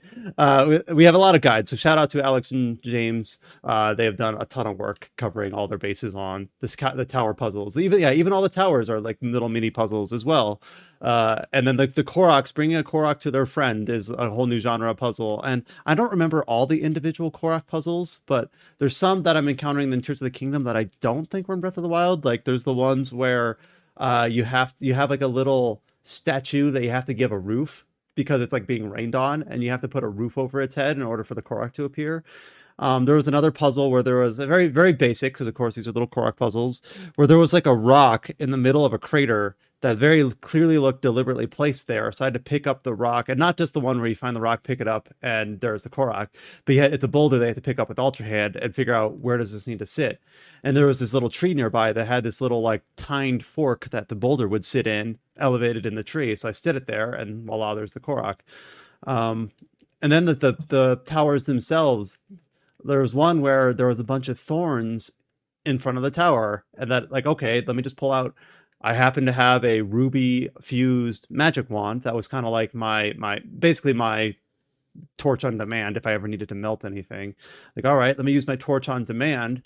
But it's raining here. I can't just light it on fire. So I had to like pull a bunch of different like cart pieces. And I don't know if this is the intended design. I think it was. And basically create like a little umbrella over the thorns and then burn the whole thing in order to burn the thorns away from the front of the tower. And so I recently got to that one, and I did it the most awful way possible. Oh, what's that? So I did like I did interface with like the boards that they give you to Ultra Hand them, but like but I did it in like the most like I attached it to like I wanted to do it in the shortest way possible. So like I made a path like I got rid of the thorns that were like on the way to the getting the boards, because like because they're covering it up the towers so much that you kind of need to make a pathway to even get like the materials. So I got one of them to like to just to cover like the boards at the top that they give you to like to not let any raindrops come in, burn away those thorns to actually get access to like the little depot that they give you for that. And then what I did was I started attaching like boards in like a kind of like a Tetris formation, like an L block, into the nearest board by it, and I made like the tiniest like platform, just enough for like for that to cover the thorns. So I had like the tiniest like cover for it, just like put the torch in there and like start burning it at the cost of my own life. And I was like, well, I got it done. Good job, boys. I'm like, I'm such a little gremlin at this game. I feel like I'm like, I either have 600 IQ or like 2 IQ at any given moment in this game. And we talk about Breath of the Wild, like, you know, making sure this game, obviously, this is not a surprise to anyone, couldn't exist without Breath of the Wild. One of Breath of the Wild's biggest celebrations was the fact that the way that it not only did the physics system work, but hot, cold, holding hot items. Even if you have just like a torch in your hand, it'll melt anything you stand near, or if you have it, if you're wielding it. And just the fact that all that stuff's still in play here, only now it interfaces with all the other systems as well. You almost just take it for granted, where I'm in a cave and there's a bunch of icicles, so I just made sure to light my magic wand and carry it, and not only does it illuminate the area, but any icicles that I walk near will immediately melt. And you almost kind of take it for granted now, but it's like that's still just all the systems have to work together in order for the puzzles just to work like that, with all the carryovers from Breath of the Wild, in addition to all the Zonai stuff here in Tears of the Kingdom. Just like I think that like the last thing I want to share like about like my playthrough so far is like I haven't been really following a guide to like see like where to find the geoglyphs and stuff like that. So I've kind of been finding them as they come across them, and like I feel like I'm experiencing like, because the geoglyphs are kind of like the main way it tells like parts of the story. Like at the very beginning of the game, you get separated from Zelda. She gets transported off elsewhere. The geoglyphs, the stuff that you get from the geoglyphs, like shows like of Zelda's perspective on like the ongoing story.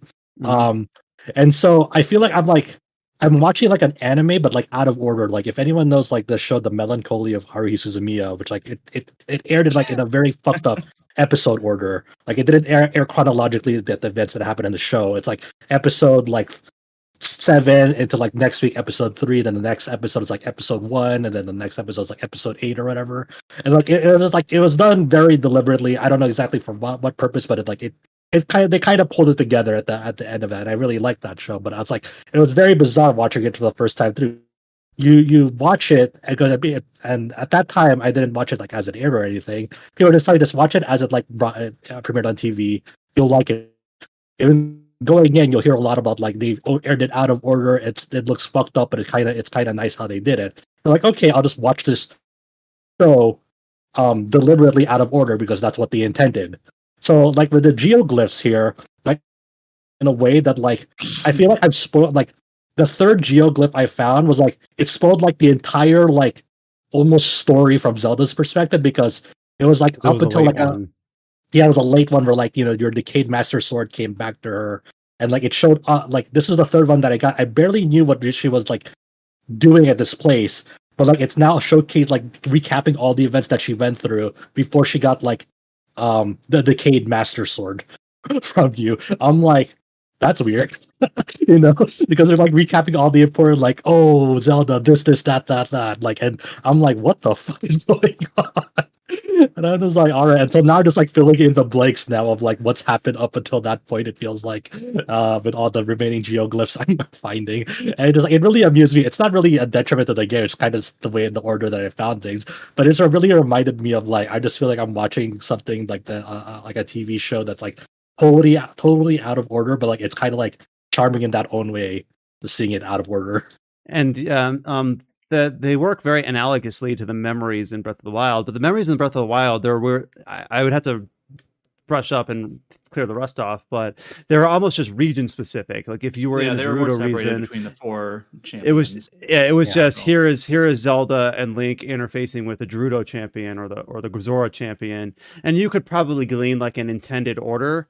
But now the memory events in Tears of the Kingdom are more Zelda arrives in this place, Zelda does this, then Zelda sees this, and then these are it's a much more linear if viewed in order. And I kind of had the opposite effect of what Josh had, where I saw it and I saw a geoglyph scene that after I saw it, I'm like, that had to be one of the very last ones because that was some real shit. And then it was like I look at the list in your little compendium, and it was like halfway down the list. I'm like, oh wait, I guess not. It was just in the middle. But it is kind of, I like always like anthological stories where you have to end up like piecing it together, what happened in what order. So not quite the melancholy of Harumi's but yeah. All right, so we've been talking about Zelda for a fair bit now, and I know we also had a very lengthy discussion about it last week. I think we've kind of hit all of the major gameplay topical bases here with the full cast and Alex present. As Alex kind of suggested, and Alex, one thing that we on this podcast have kind of preempted throughout most of the spring is that we knew for our coverage it was going to be kind of bang bang in May and June. Zelda was going to be the big May thing, and then of course, as we are wrapping into the last week of May here in just a bit, going into June, and of course Final Fantasy 16. So obviously I'm very tired. I'm very tired. It's been obviously I have big personal life stuff going on as well because obviously I'm getting married very, very soon, and so between that and Zelda and Street Fighter and probably everything in early June, like God, Final Fantasy previews where God, I mean, I played that a month ago now. James played it a little bit more recently, and I dare say we'll be staring down the barrel. To be clear, listeners don't read into this. I do not know anything. No one has said anything to me, but I have to imagine we'll be staring down the barrel of review code of that relatively soon. So there's a lot going on, right? It's going to be really, really, and obviously there's Summer Games Fest, and like there's Diablo that we've got to do stuff on. Like there's a lot. Yeah, it's like I'm probably not as busy as you, but like even just like, and to be clear, I'm gonna be the person on the staff side of things that's at Summer Games Fest, and just like looking down the list of stuff that already I have to do. It's like, oh god. Yeah, Well, it's kind of creeped up a little bit, in a strange fashion. Because first it was like the one thing we had was the Starfield Direct or something like that. That's what we got, and then it was like, oh, there's also Summer Games Fest. Oh, Microsoft's also going to do some other thing. Oh, also we've got a Sony thing, literally like next week, not quite June, but in the tail end of May, we've got is it a State of Play? I know they've got a few different things, or is it a Yeah, PlayStation? Yeah. It's like 1 hour or something, so it's probably going to be meaty. Or PS Showcase. Yeah, I mean, it's going to be there. It's going to be their equivalent of E3, right? But I would expect. My expectation is that probably the lion's share of that will be Spider-Man, right? Right. Because that is their big holiday game, and it doesn't have a date. I bet it's like September or October or something. So June is the right time to start talking about that. But I'm sure there'll be some surprises. There's been a lot of rumors about Metal Gear, obviously. Yeah, and there's that, and there's Xbox have their show, and hopefully they've had a hard time. Hopefully they'll have some stuff for us. The continuing rumors of Final Fantasy IX remakes. Everyone's not sure when they'll see that or what form it'll look. And then we've talked about on this podcast how it's not a Nintendo Direct. We don't know what Nintendo detailed their like in-person event for what, like, is it like September? But they haven't, as far as I'm aware, detailed anything about a Summer Direct E3 and an analog. Here's the Kingdom is the last Nintendo game ever. They have no more video games after Mm-hmm. this. Sorry, Pikmin 4, you don't exist. Yeah, but for our coverage, Nintendo Directs are the most quote unquote scary, because that's where Square Enix will very typically announce their Switch port, and then whether it's Switch exclusive or not, that's when it'll show up, and then we'll just follow up later that it's like, oh, it's multi-platform or whatever, with the exception of like games like Forspoken and Final Fantasy 16, which have the Sony marketing behind it. So that's why we do pay attention to the PS showcases, even though oftentimes they actually don't have quite as much on our front. But when they do have something, it's usually something very big. Do you think we'll see Rebirth? Or is it too soon still? I don't think they will show that game until after 16 is out. I think that makes sense. I don't think they want to distract, which I think makes sense. And I think the Final Fantasy IX thing, my understanding of that situation is at one time that game would have been announced by now. In fact, at one time maybe that game might have even been out by now. But plans change, and I personally don't expect to see it for a while. Maybe later this year, but again, I sort of expect them to sort of keep it quiet. I wouldn't I don't think they're going to want to do anything that could distract from 16. So I think anything that they do will be things that don't have any overlap with 16. So like if maybe they'll have a new IP to show off, maybe they'll have some port. It's like I think Harvestella is one of those games where it doesn't make sense to me the platforms that's on. And so one of the things I'm looking out for in the Summer Games Fest sort of period is or Gamescom sort of period, perhaps in a couple of months, is maybe a port of that to PlayStation. And there are also rumors, not quite as high profile, but there were rumors. I think, was it a ratings board thing about Dragon Quest Treasures potentially coming to other Dragon Quest platforms, Treasures on PC, etc. So Do you think we will finally get some footage of Dragon Quest 3 HD remastered? Oh yeah, I hope so. I don't think it'll be at for me. I don't think it'll be the Sony showcase. I think it'll be a more focused Dragon Quest showcase thing in Japan. I think that's when you first see it. Yeah, I mean we're only a few months from TGS now, right? That's the thing. Yeah. So, but yeah, the Sony showcase, I expect it to be more focused on core Sony stuff. We might get like Blade or something. Is Capcom in that showing, or are they not showing up there? Well, we don't know, right? But I wouldn't be surprised. Obviously, they've got the VR Resident Evil 4, and they've got Exo Primal coming out. Dragon's Dogma 2. I don't. I don't think we'll see that until later this year either. I could see that at the Game Awards this year though, or somewhere like that towards the end of the year. I could see that.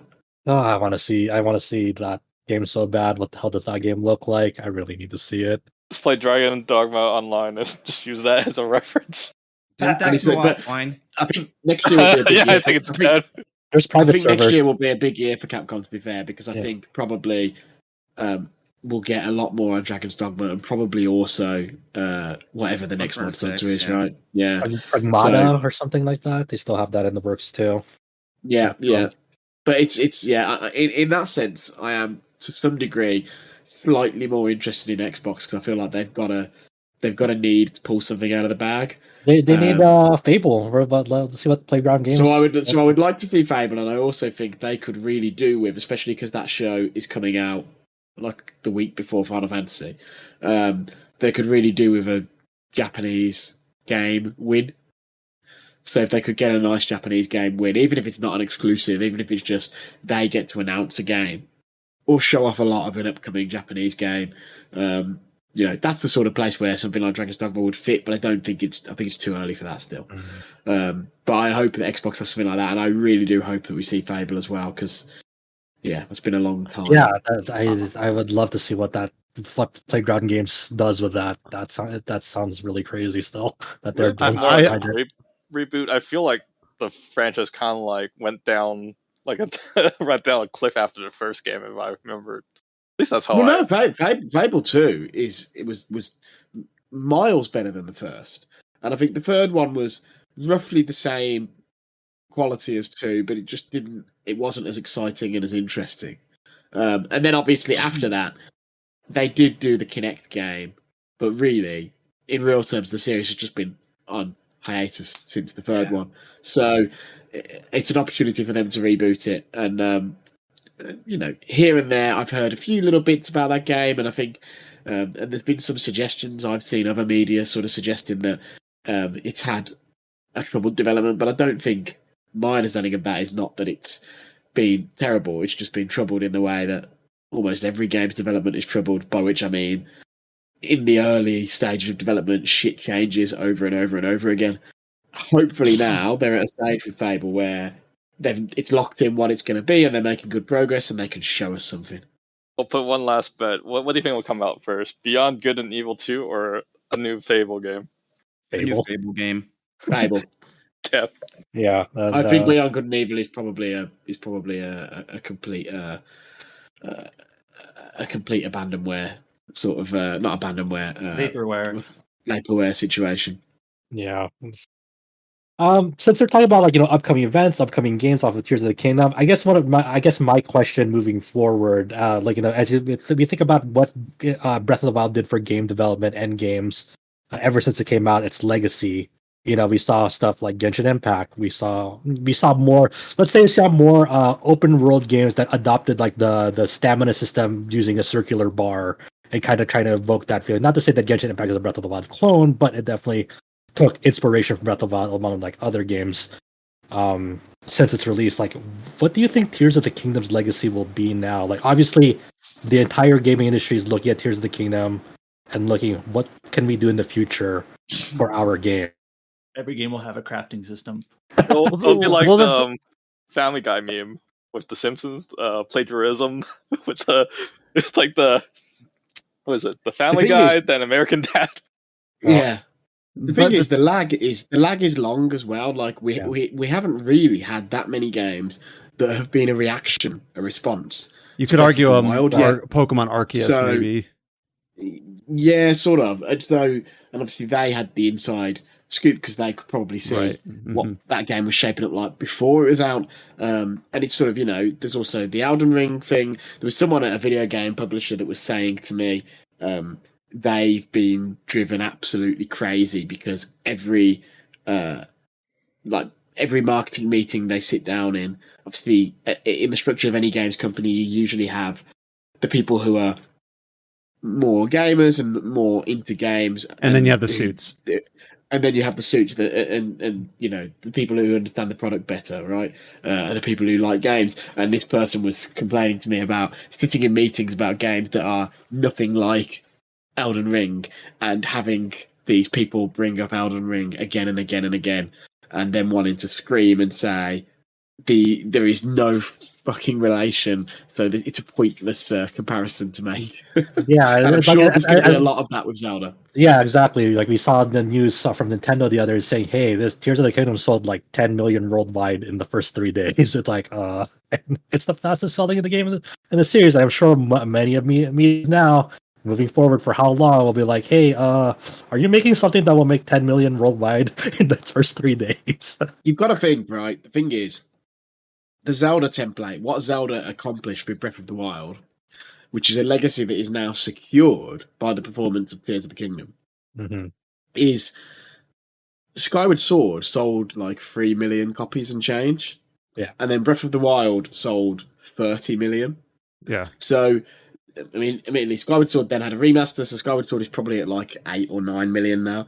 But from the initial Wii release of Skyward Sword to the Switch release of Breath of the Wild, now, install base, all this stuff has an element of it, and period of the system's life it came out in, because Skyward Sword was quite late on the Wii, and Breath of the Wild was a launch title, obviously. But the point is, they increased their sales 10 times over, and that's the bottom line at the end of the day, or almost 10 times over. And they had a radical new direction which allowed them to do that, and that actually is the thing that, like, you know, it might not be a direct comparison in terms of what they're actually doing, but in terms of what they want to achieve, that's what Square Enix want to do with 16, right? You know, they want to try and reach that Witchery audience or whatever, which is a lot more people. So they want their Breath of the Wild moment in that sense, where you reinvigorate this existing franchise. And I think that's one of the ways where people will be looking at these two games now when it comes to older IP. They'll be thinking, how can we do what to our old IP that's a little bit creaky around the edges, that Nintendo did with Breath of the Wild. And to be fair, Nintendo's not the only one, right? Because I would say it's quite a similar story with Resident Evil 7. Yeah, definitely. But just not to the same level of success. Talking about Tears of the Kingdom specifically, I do think that Tears of the Kingdom, and this is not a criticism, really. I think it's a little bit more of a follower and less of a leader in terms of, like, I think the inclusion of, like, the crafting-esque or crafting lights, the Banjo-Kazooie nuts and bolts systems, that had kind of already, like, been sort of present. Like, I'm thinking, like, Fallout 4 had that whole base building mechanic. Other games are building, like, systems. I'm trying to think of another example where you end up building parts together and having, like, something that you outfit as your home base or something like that. Maybe it still can be a bit of a leader there. It's not quite as novel as what Breath of the Wild did. And I know there have been some people, like, I think I've seen a comment, it was either on our review or on our tweet or somewhere, where someone actually criticized Tears of the Kingdom, and this is valid, where he didn't enjoy the building mechanic. He's like, if I wanted to play Fortnite, I would just play Fortnite or whatever. And I don't know how much water that holds, but I can kind of see it. If you're just someone that does not jive with gluing things together and doing the silly stuff with the Koroks or whatever, and that's just an impediment to your enjoyment, I do think that in Tears of the Kingdom, you can't have the game without it. It's too far integrated. That when I think about between Breath of the Wild and Tears of the Kingdom, what's the one thing that clearly sets them apart? It's density of the overworld and everything to do with Ultra Hand and Zonai parts. Those are the two things that I think is where it took the most steps forward that someone could potentially look at as how to pull from Tears of the Kingdom into their own projects or IPs or games. But I don't know how. It's not as clear as what Breath of the Wild did. Yeah, but I think about it like I mentioned, earlier, like by itself, like these systems by itself, like we've seen them in other games, but the scope that Tears of the Kingdom does it at, I think it's really, really impressive, because it's an open world physics simulation. Like everything that you do has a cause and effect to the world around it, and like you had a similar thing with Breath of the Wild, but this expands upon that in a way that, like, they really had to, like, basically design the world meticulously, account for these things, to account that you can no clip upwards, to account that you can just basically have, like, basically unlimited glue to all these little parts that, like, you can pick up, and you have to start really thinking about, like, how, like, they had to account it for a way that like you didn't totally like break the game to the point that like the game would just like actually start failing like on a software level, like because like when you put these concepts on paper, it's like how will we do this in a way that doesn't like break the game like on a software level? I think that's the most impressive part about it, is because they're able to do this on an open world that does have like a multi-layer feature that is expansive or on horizontally in the way that like things just like interact in a way that like it's like it feels very seamless. It doesn't feel like it's like segmenting one system from another system. It's just the way it flows together. It all sticks together. I think that's the biggest thing that like this biggest achievement is like it finds a way to make these systems that sound crazy and game breaking on paper feel natural on this scale. I think the one thing about it is that it's. I think what I'm basically understanding from your statement is that all these systems, it doesn't have the fact that Breath of the Wild and Tears of the Kingdom, more importantly, can allow for this creative emergent solutions that aren't bespoke or prescribed. Like if I have a character that I need to get them out of a pit and I have to fix their cart and I have to build it. Like there is no one correct way to do it. It's not some prescribed, you have to do this. This is how you solve the puzzle. It's not lock and key. It's there you go. It's not lock and key. But the game is still smart enough to know, like once I put the cart together in some fashion, that then I can go to the NPC and tell him to get in.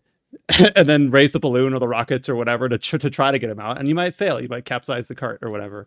But the fact that go for it, finish your thought. Go finish your thought. I would say the fact that the game allows for that is something that I think if you don't think about it too hard, it would be easy to go underappreciated. Yeah. That's basically what I was getting at, and also like I would like to see more games like kind of be more fluid with the way that they design their worlds, like in terms of, like I guess the shortest way I can convey this is I would like more games to allow me to no clip freely. I guess because I think that's still the feature out of this game for me that like I think Alex and I are on the same wavelength on this. Like when we like play other games, we start thinking about like, man, what if I just could just like warp through the walls though and get to where I need to go. Not even just in games, but just like a game is truly. It doesn't very often happen with me, but when a game is truly like mad special when it just invades your thoughts, even just walking around sometimes. Yeah. In real life, like the first time I ever remembered that happening, to me was like one of the GTAs. And it just sort of rewired my brain for a little bit. Mm-hmm. The way I looked at certain things, and this is that. Zelda is that. That writ large, like yeah, totally. Like I say, I'm playing a different game right now for a review process, and I'm sort of tooling around its world, and I keep thinking to myself, I've got to get up there several floors. It would be so much easier if I could just ascend. Yeah. Is it Street Fighter 6? Who knows? I was being cheeky. But thank you so much for joining us, Alex, and giving your perspective on the game. I've got a very busy real life couple of weeks, but I'll be sort of back in the saddle by the time Final Fantasy 16 is coming out. So we will have to. I'll have to join you guys again to talk FF16. And actually, I think once that game's been out, I've got a special. I've got an idea for something we can do on the podcast that we'll have to do, but we'll want it to be out for a bit before we do that. So I will definitely be back sooner rather than later. Nope. No, thank you so much for joining us. We are going to go on to talk about the other major release of May, of course. That's Fuga, Melodies of Steel 2. And then we're going to go on and talk about some Jedi Survivor, since we didn't really get a chance to talk about it at length when it first released a month ago or so. But we'd love to have you back when we are in the space of Final Fantasy 16 in just a few weeks. Yeah, well, when we're in the space of 16, and 2, I'll hopefully be a little bit less crazy busy, so I can actually stick around for a whole episode, even if it goes to quite a late time here. Because I've got the stuff I've got to take care of tonight. I wanted to come on and talk about Zelda, and I'm really going to want to come on and talk about Street Fighter as well, actually. Well, Chow and Josh would appreciate that. Well, yeah, I mean, and obviously I wrote a thing just before you guys move on to what you were going to talk about. Obviously, I wrote a thing on the site when I did the Street Fighter preview about the World Tour mode, where I played 2 hours of that ish for preview. So that was sort of the content that was in the demo, and then quite a bit of content after that. And yeah, it's totally like a Yakuza, Shenmue, sort of thing, and I think there's probably going to be a lot there in the full thing for fans of the RPG genre. Like, if you like fighting games and RPGs, I think you'll get a lot of joy out of it. But I'll be interested to see if there's any uptake on this. Like, we'll have to see with some of you guys, if there's any of you guys, like I know Josh and Chow play fighting games, but it'd be interesting to see if there's anyone on our team that doesn't. Yeah, well, that's what I mean. It'd be interesting if there's anyone on our team that doesn't play fighting games.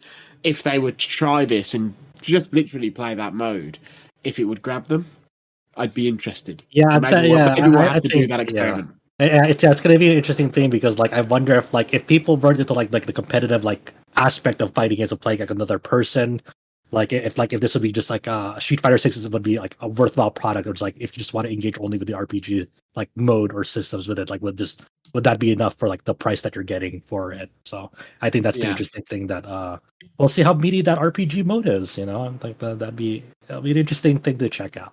There's definitely something for us to talk about there. Yeah. When we've seen more of it. Yeah. Absolutely. Well, once again, Alex, thank you for joining us, and we'll talk to you in a few weeks. And obviously, good luck with your travels and your honeymoon and all that other stuff. Yeah, take care, dude. Yes, thank you. Yeah, well, yeah, this is it. The next time I come on, I will be a married man, so that'll be a thing. Well, congratulations. But next time we come on, we'll talk 16. So that will be. I'm extremely excited. So yeah. Well, take care, Alex. Cool. See you in a bit, guys. And with that, we will move on to the second game in our list here. And that is, of course, as I described, Fuga Melodies of Steel 2. Last time when we talked, we didn't have anyone that had Adam had played a little bit of the prologue, and that had pretty much been it. Adam had got sidetracked by a few other projects, but then James mentioned right before we started recording that he had been able to play up to or through roughly about chapter 3 of the game. I'm not quite sure how far that is into Fuga Melodies of Steel 2, James, but you, of course, were our primary point of coverage for the first game. So go ahead and just hand off the microphone to you, what your thoughts are so far on the sequel. I'm about 3 chapters in. I got to the chapter 4. So I'd say that's kind of the opening moments of the game dealt with, because the training wheels kind of come off after that, it feels like. I'm not sure how much further, or if he's even further into the game Adam is, but that's about how far I've gone into it. It's Fuga. There's some new things added into it, like leadership skills. There's a morality system. Well, not really a morality system, but it's like there's a system where it's like you have to choose like occasionally like action. I think it's empathy versus conviction. Resolution, I think, yeah. Oh, similar. But yeah, it's pretty neat. I think the opening moments of the story is more gripping to me than Fuga 1. Like Fuga 1, I really enjoyed the gameplay, but I felt like the story was almost a bit too simple. Not an afterthought, obviously, but I don't know if anyone else who's played Fuga 1 kind of had a similar view of things. I think it's James and Adam that have played, Josh and Adam that have played Fuga 1. Yeah, I mean, it's a very straightforward story. Yeah, like kind of charming, but like not very intricate at all. Yeah, and there's definitely more going on behind the scenes in Fuga 2, at least from what I've seen already, and it definitely seems to tie more heavily into the series' history. And by series, I don't mean Fuga, I mean like Little Tail Bronx, so stuff like Solitorobo especially, and I guess maybe a little bit of Tail Concerto, but definitely Solitorobo. Which you get a bit of that at the end of Fuga 1 little bits and bits and pieces, but it's like you still obviously can play this having not played Soulstar Robo, but it's very clear that, and I'm sure from CyberConnect 2's standpoint, anyone that had played Fuga 1 and is interested in Fuga 2 has probably, if not played Soulstar Robo, is probably interested in it and knows at least a little bit more. So Now, Fuga 2, you mentioned that you can play Fuga without those Little Tail Bronx entries, but what about Fuga 2 related to Fuga 1? For me, I have not made time yet to play Fuga 1.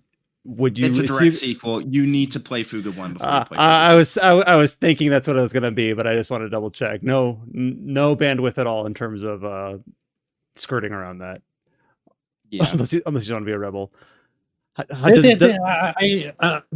don't know if you went back to Fuga 1, James, but like they said they added like a few mechanics that they were designing for Fuga 2 back into Fuga 1. Did you ever get to see that? I didn't, but playing Fuga 2, I think I have an idea of some of the things they might have added that are quality of life features. Like in Fuga 1 at launch, when you wanted to change your formation of which kids were support for a gun, which one was actually manning a gun, you couldn't easily double check what enemies you were up against. Yeah. I remember that. I was like, that's weird.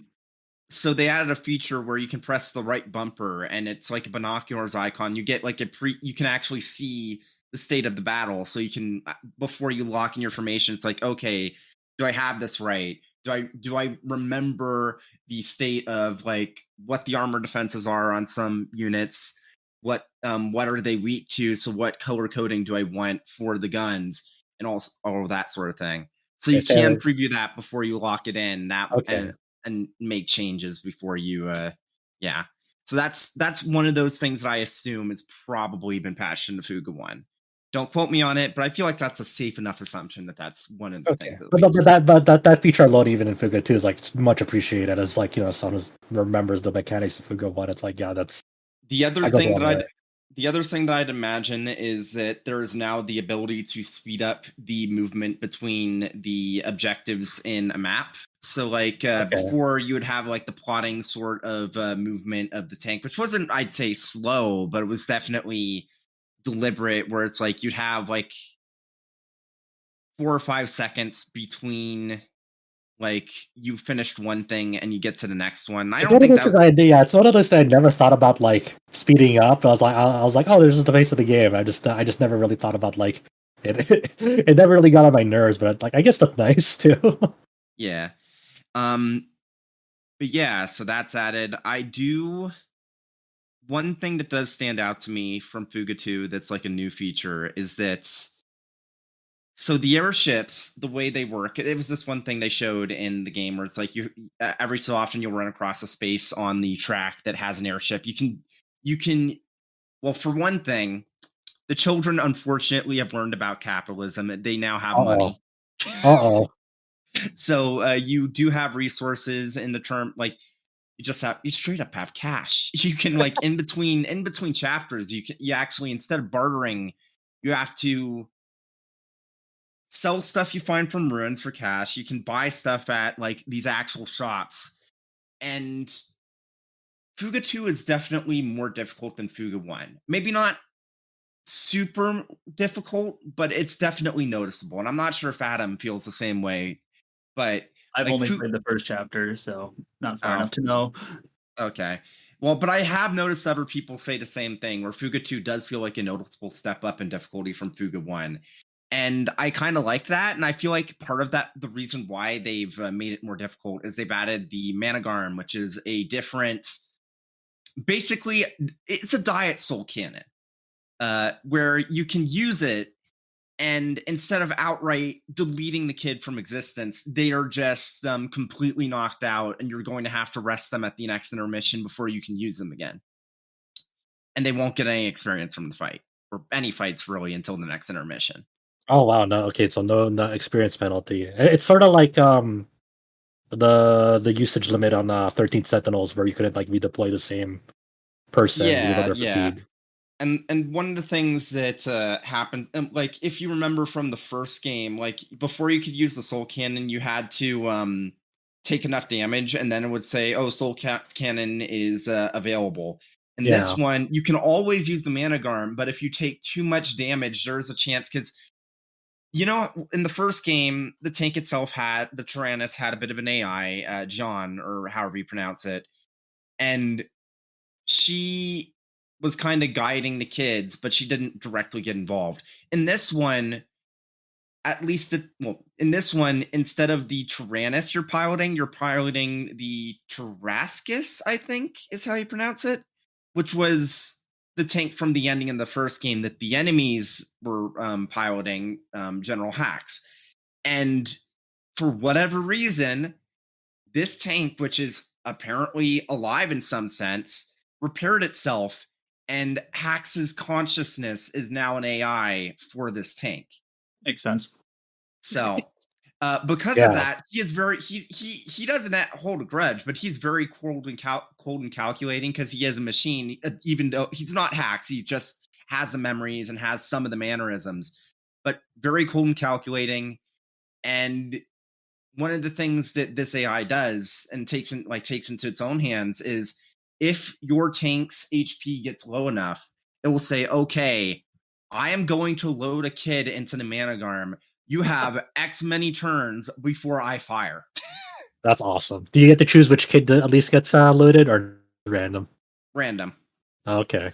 Oh, well, that's funny. Yeah, it's like you can avoid it, but it's definitely one of those things where it's just a little bit more of a kind of not a guiding push. It's more of like the game always has more stakes. The game always has a loaded gun, and it's pointed at you, and it's sometimes easy to forget it's there. But every so often, if you're struggling, the game will remind you, "Hey." Because the first one, like, it was so easy to not use Soulcan at all. It was just like it was like a non-mechanic. If you really was like, if I don't want to, you could easily just not pay attention to it, and you will be fine. Aside from like the tutorial, mandatory usage. One thing I will say that's really interesting about the way that the boss fights at the end of chapters in this game works out is that the plot beat for Fuga 2 is that something has taken control of the Tyrannus and has just kidnapped essentially half of the crew from the first game. And mind controlling them or something. And so because of that, at least so far, the end of chapter boss fights have been against the Tyrannus itself. And there will be like one kid or multiple kids controlling the guns on the Tyrannus that you have to like disable, and then one kid is loaded into the soul cannon, and you have X number of turns to disable it before they just fire the soul cannon. That's grim. That's cold. Yeah, and then like it, and at that point it's like, yeah, the person that got fired in the soul cannon is dead, but if you get hit by the soul cannon, everyone is dead. Yeah. So it's a really, really neat, like, turning on its head sort of thing. And I do like how having some knowledge of the characters from the first game and like knowing what they're capable of kind of gives you a slight idea of so it kind of translates into the what to look out for in those fights. Yeah, it's really interesting boss fights, and it's kind of funny how like I love how like when people talk about rivals in video games, like nowadays, you sometimes see people say, "Oh, they gave you a Virgil." And it's like, yeah, you got instead of Fuga 2 giving you a Virgil, it's like, no, you are the Virgil, but Dante really wants to kill you. It's like SMT3 all over again. That sounds interesting. That the way they shake it up, it feels like there's like more of like an emotional stake at its core there. While the first one was like sad, obviously, and very grim, but this one just like amps it up it sounds like in pretty creative ways. I will say, like the remix they have for the boss fights, where basically one of those kids is being loaded into the soul cannon, is a remix of the LG on the Winds, I think is what it's called, that vocal theme from the first game. Oh yeah. It's so good. It's so good. The soundtrack is like, I mean, Fuga 1's soundtrack was already great, but Fuga 2's definitely feels like even better. And honestly, so far, that's what I can say about Fuga 2 in general. It feels like Fuga 1, but better so far. I'm excited to see where the story goes, like from here on out. But yeah, I mean, hopefully it does well. Like it didn't have the greatest release date, not the greatest release timing. I don't think they necessarily care. Now, to be I don't know. Okay, I don't know. We did get a review code finally, and that's what I'm playing it on. But like they outright said after the Game Pass deal for Fuga 1 and 2 that the series is now profitable. So I think that's the main reason why they weren't really stressed about sending early code, because in their case, it's like, well, there's no urgency because they've already made back their money, essentially. I think it would still want some level of profit from it instead of just like dismissing it completely and not worrying about it. So, hopefully it does. Yeah. But I mean, like I just said, if you played Fuga 1, but you weren't sure if you wanted to spend like, is it 30 or $40 for Fuga 2? I think it's 40. Okay, if you didn't want to spend 40 on Fuga 2, I mean, well, if you have Game Pass, it's on Game Pass. You can play it there. So. I was just curious. I just checked. There's only one review on Metacritic for this game. It's Noisy Pixel, I think. Yeah, it is. Yeah. So it's just they didn't have review copies. So yeah, that's what it is.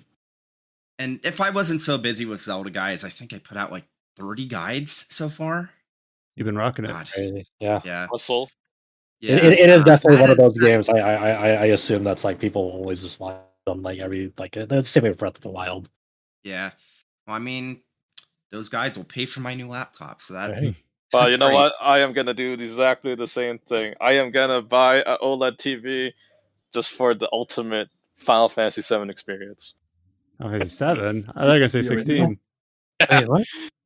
Well, like part 1 or a remake or like original? Like for which Final Fantasy 7? It's gonna be just for part 2. But I'm just gonna buy it now. You're gonna buy a TV just for part 2? Yeah, the ideal FF7 experience. I have my friend that works at Square Enix back then. Well, we're no longer friends, but back then he was like, "You're gonna spend $400 on that stupid collector's edition? I hate you." Like, why? Yeah. I mean, you can get really good TV, like OLED TVs, for like under 1,000 now. So if you haven't, insane. if you don't already have a good TV, I mean, if there's a game you're really excited for on like current gen consoles, I mean, it makes sense. It's like, okay, I'm gonna finally get this TV so I can play this game in its best possible like scenario. I don't think it's that weird. I've been having my own TV in like at least 5 years now. I think I haven't had my own TV. I wanted to turn on the HDR function, which it never lets me turn on. Okay, that's fair. It hasn't been until like very recently that I'd say that like monitor HDR has been worth using. So yeah, that's still I just still don't know what HDR is. I used HDR for Star Ocean and for Wolong, and it looked pretty good in both of them. Yeah, but don't you have like a $1,500 monitor at the time or something? Yeah, I have one of those. It's actually a Quantum Dot. So yeah, it was like a Asus, I believe, monitor, and it had like over 1,000 dimming zones or something. Yes, it's really good. Yeah. I remember not that long ago, like 2016, 2017, 2018, if you wanted like a 4K OLED TV that was like more than 40 inches, you were spending like $3,000 at least. And now it's like some of them, if you get like some of the really high spec stuff, it's still that much, but you can get a decent 4K OLED for like James said, $1,000, $1,500. Price comes down quite a bit. I'm thinking about the G2. That's what I'm thinking of getting. LG? Yeah. But well, we'll see how it goes. We got the ideal gaming experience. I'll try to whip up some Final Fantasy 16 guides, but I would never play ahead of time for review purposes because I'd never like to have a deadline hanging over my head. And one last question on Fuga before we move on to the last game. How long does it take to beat Fuga 1? Is it like a 20-hour game? I'd have to check really quick. It wasn't that long, I don't think so. I believe Fuga 1 took me, I'm checking Steam, it took me about 25 hours to beat, something like that. Gotcha. Does that include AFK stall time? You always off your game. Well, no. When I played for Fuga 1, I pretty much just beelined it, I remember. Yeah. Because it's hard to read the Steam time, because a lot of people would just leave their game running while they're doing other things. I'm not sure you're one of those guys. I sometimes do that. So yeah. I remember when the Steam gameplay time bugged for my friend, and like for some reason he has like I think like over 600 hours to like Death End Request 1 because it bugged on it. That for me, that is Bayonetta 1 on Steam. It says that I have 180 hours. I realistically only have 2. It's just I put my laptop into sleep mode at the time, and for whatever reason, it didn't properly sleep. Steam thought I was playing it for 100 plus hours. The strongest Bayonetta 1 warrior. Yeah. So the last game that we have earmarked here that I mentioned when we were sending off Alex is that it came out about a month ago. We talked about Jedi Survivor, but at the time we were in the midst of the mire of the state of specifically the PC port, but just kind of the game in general in terms of its performance. Well, we kind of said at the time, we kind of put it back on the shelf and said, we'll find another space to re-talk about Jedi Survivor and talk more about the game and less about the technical issues, once that had hopefully had been kind of addressed. Now, I do know that obviously James played through Jedi Survivor and reviewed it for us back then, and then since then, I know Josh has also put some time into it as well. So I figured before we get to the news slate here, which is pretty quiet this week, we can spend a little bit of time just wrapping back around before we get too mired into Final Fantasy 16 and Trails into Reverie and all the other summer games, looking at Jedi Survivor and at least giving some podcast time to it about the game itself and not so much about the performance issues. So since James had covered the game in his review and scored it highly, I guess I'll go ahead and give it off to James first to kick off the discussion, and then we'll loop in Josh to see if he feels the same way or similarly or dissimilarly, etc. In any year where Tears of the Kingdom hadn't come out, this would have been a Game of the Year contender outside the technical issues. Those are two pretty big caveats. Like yeah, that's like I'm over 10 hours and I feel like there's still a ton of the game to do. Like because I went to the first planet and I kind of like explored everything I could before like moving up, because it's like kind of like I'm the Metroid thing where like, hey, you can get here, but you don't have like the skills needed to like actually like reach this spot yet. So like I feel like I spent like a good chunk of hours just exploring as much as I could. And doing that, and did much of the side content. Like a good chunk of those hours was like redoing some difficult fights, like the son of Ogdo Bogdo and the twin Ogdo Bogdo fight, which was like both of them are like fucking dog shit for different reasons. But like that was like some of the most difficult fights I had this year in a game. The solo one, these are just like big like frog-like looking creatures, and like you encounter one of these very early on in Fallen Order. And I was like, it's like a sort of challenging fight in Fallen Order, but not a big deal. This one, for whatever reason, like they're just kind of like infuriating. I still powered through them because I'm like, I don't know, I'm stubborn. But like there's one where it's just like solo, where it felt bugged because like there was like no recovery frames on like any of its attacks, and it did like a shitload of damage. And the other one was like a challenger room. That grab, it's so bullshit. I hate it. Oh yeah, the hitbox that grab is fucking crazy. I hate the one where like it does a 1-2 combo, but there's just like no recovery phase, so you can just do whatever the fuck it wants after it. It's like you would think that like you'd have enough time to like get a slash in, but like nope, fuck you. So and then the other one was like just both of these creatures. You're fighting them both at the same time. That took a good while too. I eventually started through it, but man, it was like, yeah, it was really aggravating and had to be very patient. It was down to the point where I was like one hit left, and like I felt like it hit me before I hit it, but like it still counted as my victory. So I was like, okay, I'll take it. But in general, it's a much better game than Fallen Order in terms of like gameplay systems and the way that like just general combat feels, and especially platforming around that game feels a lot more.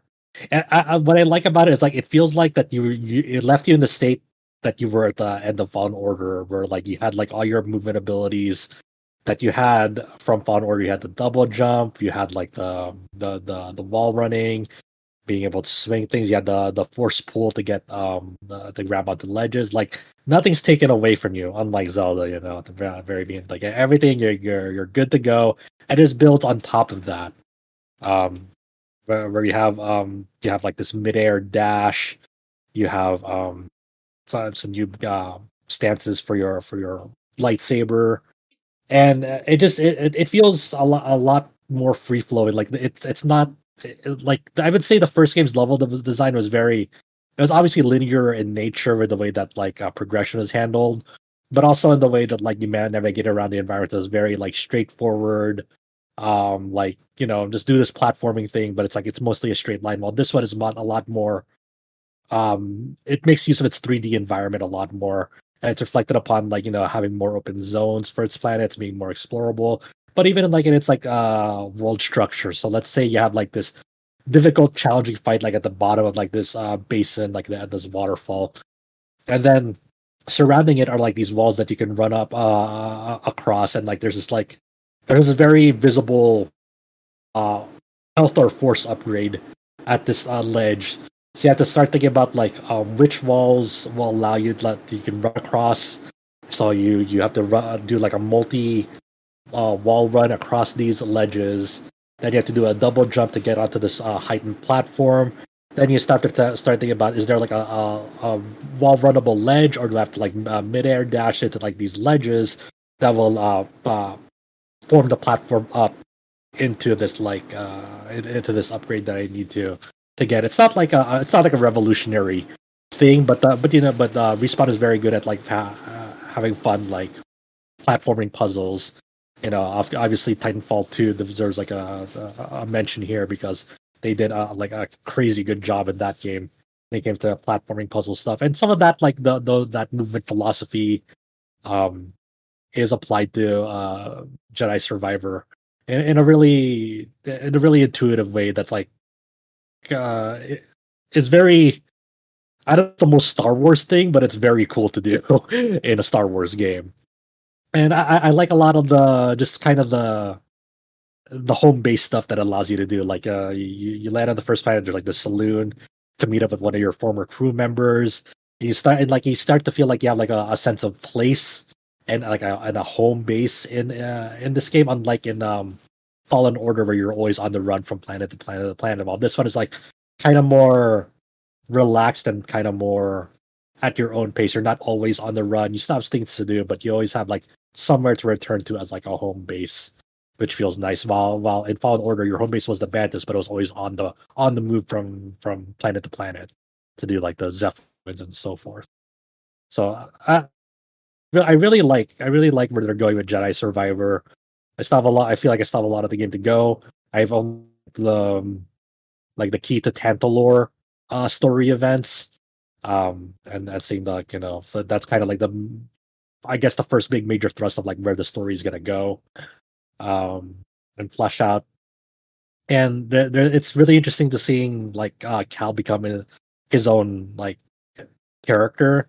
Like you start like he starts to do like a lot of Jedi mind tricks in this one. That's how you get mounts. He starts to read minds a little bit, like look into the history of things. And like he feels more of like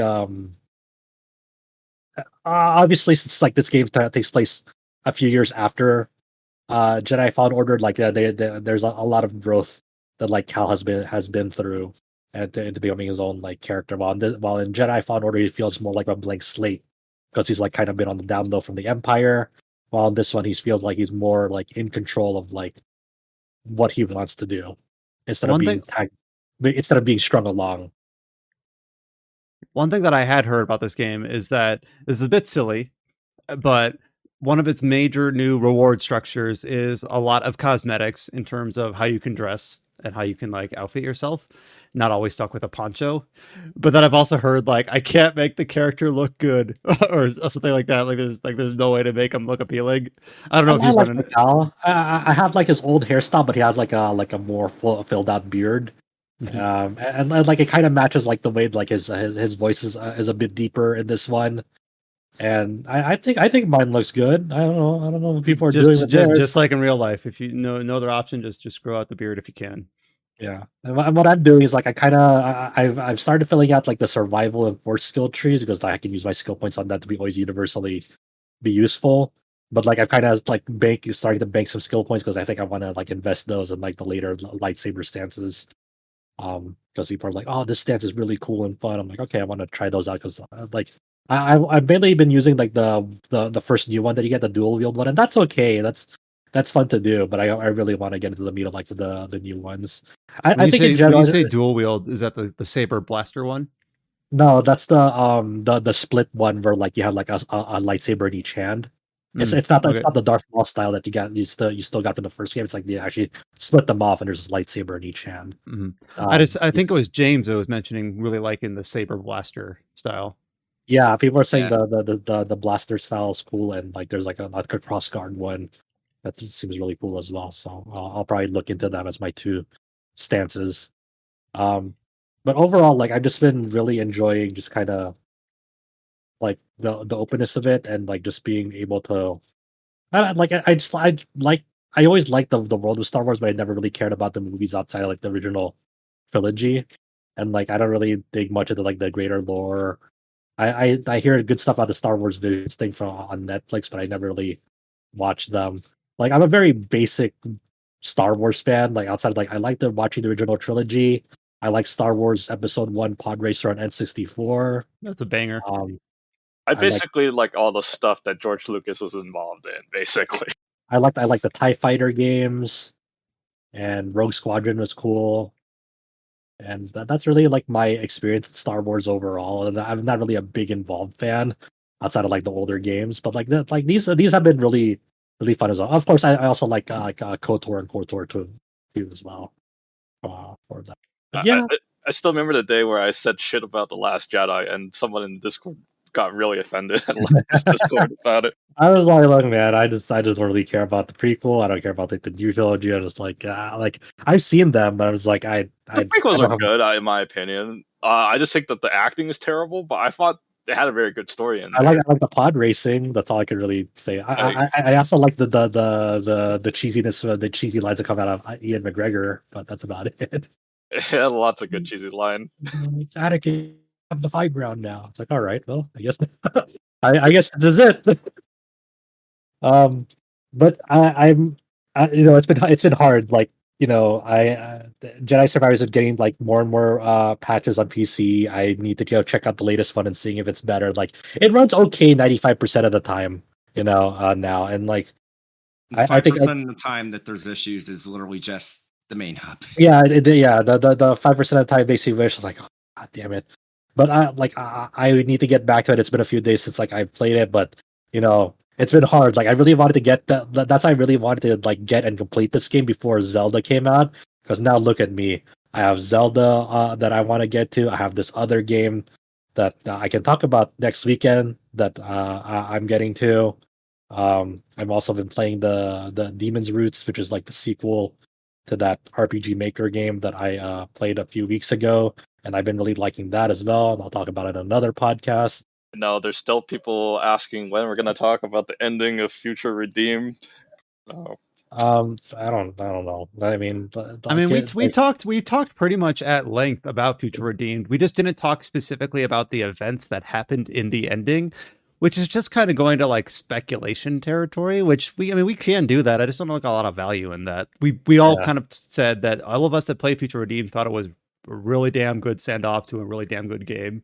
Hopefully, I'm not speaking for anyone there, but that was the impression that I got. There's closure to that because somebody in our Discord asked us like, "When are you guys going to talk about the ending?"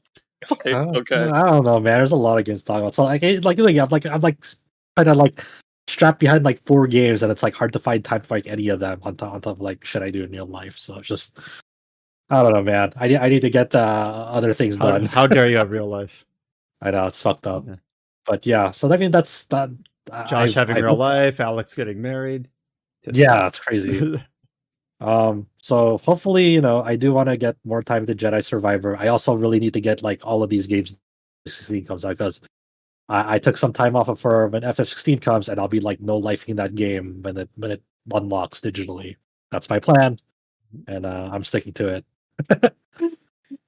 And I think that I'm only doing that for, let's see, FF16 and Armored Core this year. Armored Core. Important. It's important. But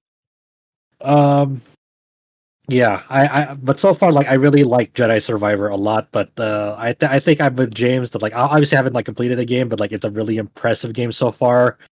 It's just there's just a lot of like other more impressive games that like have released and I've yet to release as well. I think there's a really solid game so far. Who know? And who knows if it'll make my list? You know, it probably will, but who knows? I mean, there's still a lot of the year to come, and there's already a lot of like crazy good games that like you in places that you'd never think. Like I'm really liking Demon's Roots a lot, and man, I don't know how I'm gonna like pitch that game to anyone else. Yeah. That's gonna be a thing. That's like, well, how do I convince people to say like this is a really good game? To look at it like, are you fucking crazy? I'm like, yeah. All right, Well, let me- Josh, can you play Rants 9 and 10 and tell me it's peak fiction like other friend of mine recommended? Look, I don't know. I like I said, like I have yet to get to those games, but I don't know. Look, people are always gonna be the biggest fans of any fucking game, but it's gonna be hard. It's gonna be tough, man. It's gonna be tough. We even had good games that like are kind of from more expected places, like Octopath Traveler 2 wasn't that long ago, which we all thought pretty highly of. So far, this is shaping up to be a good year in general. Yeah. I don't know what the fall lineup is. What is the fall lineup? We don't know. That's the thing. That I think we're waiting to have those questions answered next month during not E3, because as far as we know, nothing comes out after. There's like for Xbox, it's Starfield, which could be great, but it could also be not. It's a Bethesda game. It will be a buggy It'll be mess great on launch. eventually. Yeah, it'll be buggy, but it'll be like, will the potential be obvious but buggy, or will it just be squandered? Well, That's like the only RPG I know that's coming out, and that's like, what was that, like September? I What, think. you're not interested in Sword Art Online Last Recollection? There are some friends that are probably into it, but I don't know. I still have the previous game that like I spent like 20 to 30 hours on it. I was like, I can't do it. I just lost interest. You know do what it you too. guys should do when the Starfield comes out? You should send them like a technical support letter and see if they respond back saying this is a problem with Fallout 72 or something like that. Well, hey man, like I want to be optimistic about that game. I want to be like, okay, they're hopefully they'll get into a state that like is like somewhat presentable at launch. No, it's like a meme because somebody sent them like a It was technical for support letter Redfall. for Redfall, and the guy responded. It's like saying it for Fallout 72 because I guess that game is really problematic for them, so they just automatically use that Okay, in as case a people are message. confused, I to am. clarify. So on Steam, there was like a forum post for having issues with Redfall, and then like a support dev person replied like, "Please fill out this form if you're having issues with Fallout 76." Oh, that's awesome. Okay. So they That's good. use the same form or Same like template, copy paste yeah. the text template. And it just kind of, whoops. Okay, that makes a lot more sense. That's pretty good, actually. Should try that. I mean, yeah. Other than that, but honestly, really, that's the only RPG I know coming out like in September. And then after September, like no video games in September, as far as I know. As far as the release schedule is looking like, anyway. Am I correct, Adam? The video games just stop releasing after September? I think so. Okay, well, yeah, Nintendo not releasing anything until they do. yeah. Well, that's So- what Nintendo always does. They're just like, by the way, we're going to release Fire Emblem 4 remake November. So come to us, come to us in early July, and maybe we'll know of a video game that comes out after September this year. I still think that there's a chance that Metroid Prime 4 is this year.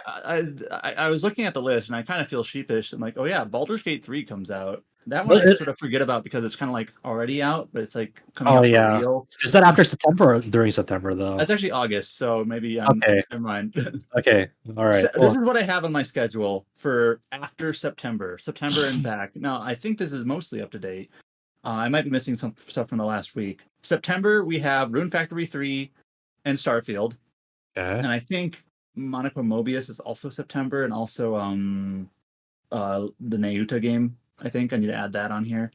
Yeah. And then October is Sword Art Online, Last Recollection. November we have the Switch port for Biomutant. Oh That's it. boy. I don't have anything else written. Type.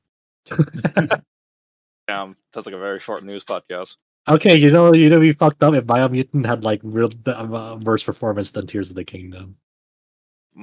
Is that even possible? Now, to be clear, there are other games that are scheduled for the year that don't have dates yet, but they just don't have dates yet. But speaking of I forgot Lords of the Fallen is also in October. Right. Since you guys mentioned the Legend of Nayuta here, I did went in and tried the Ys Open Fagata on the Switch, and Adel does talk. He does talk. Holy shit. But not in the way that you would expect it. Okay. It'll be like, okay, So you they know have that battle part troops? where you talk to like the first guy, and the narrator will say that, it's like Adel introduce himself, right?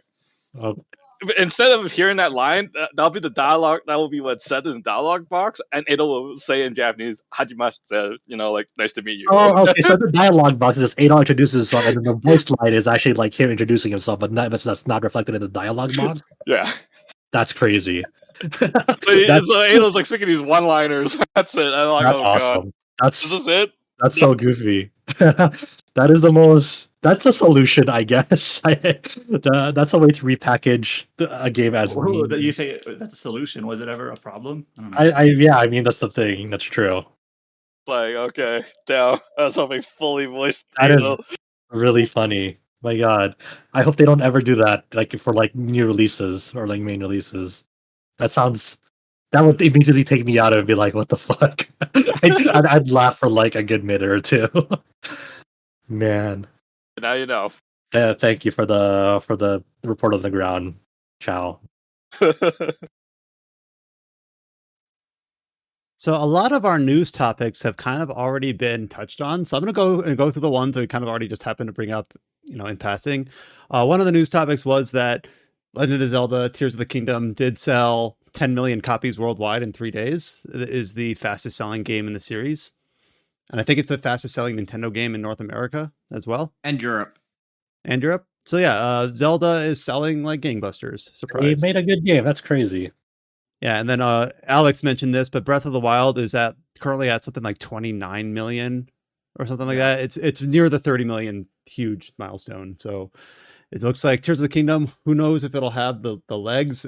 All things seem to point to that it will, but we'll see. It's doing incredibly well and has been seemingly a critical and commercial success. We talked about how we have a release date for Monochrome Mobius Rights and Wrongs Forgotten for PlayStation 4 and PlayStation 5. We learned that this was coming off its PC only. It released originally only on PC. We had learned that it was coming to PlayStation. Yeah, sorry. We had learned that it was only coming to PC in the West. James talked about how that was kind of frustrating for fans of the series who aren't typically on PC. Then we learned that it was coming to the PlayStation consoles, and now we have a date for those in the West. It'll be launching for PlayStation 4 and 5 on September 5th in North America, September 8th in Europe. And then Adam also brought this up. Lords of the Fallen, previously The Lords of the Fallen, previously Lords of the Fallen 2. Yes. Right? Did I forget any? So, nope. Lords of the Fallen, it will be launching on October 13th.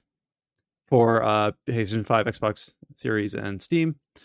And then alongside this, we did also get a gameplay reveal trailer, which is about 4 minutes of gameplay. And to me, it looks like it has like the art style very similar to like Dark Souls 3, but gameplay that looks more like Bloodborne. But there's so many of these games now that you can kind of like mix and match a bunch of them. It looks competent. The gameplay looks fun. I bet I would enjoy this. It actually looks impressive at a glance. I know it's just a trailer for like a brand new studio. So yeah, I forgot about the brand new studio part. They have no pedigree. Yeah, but no, we'll see. But it's still funny that like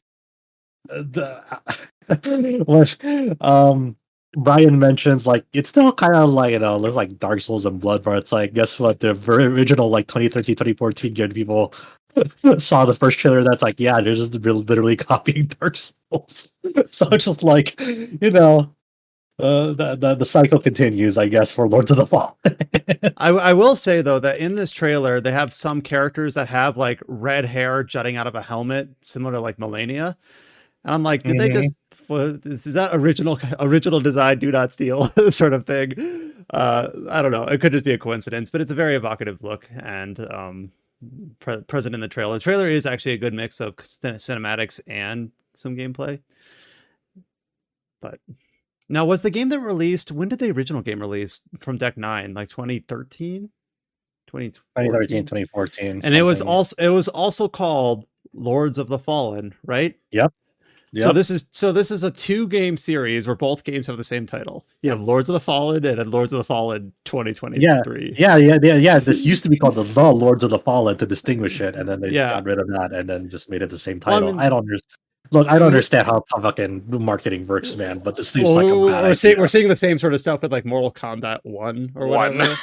Okay, Mortal Kombat 1 actually makes sense. Okay, enough. My question is, if it's the exact same title as the original Lords of the Fallen, will it have the Prey 2017 issue where if you had the original Prey installed in the same drive, it would overwrite it? Oh God, you're right. Oh my God, I forgot about that shit. You're not wrong. I mean, we've seen this before with like Prey and like Tomb Raider and things like that, but it just seems kind of silly that this is a 2-game series. It's series even the right word because it's 2 different developers? I don't even know. It's just very strange. We have 2 same titles that I think are at least spiritually connected from 2 different developers with the same name. Look, I'm just saying the Mortal Kombat 1 naming makes sense because at the end of Mortal Kombat 11, Liu Kang becomes a god and rewrites the entire universe. Okay. Oh yes.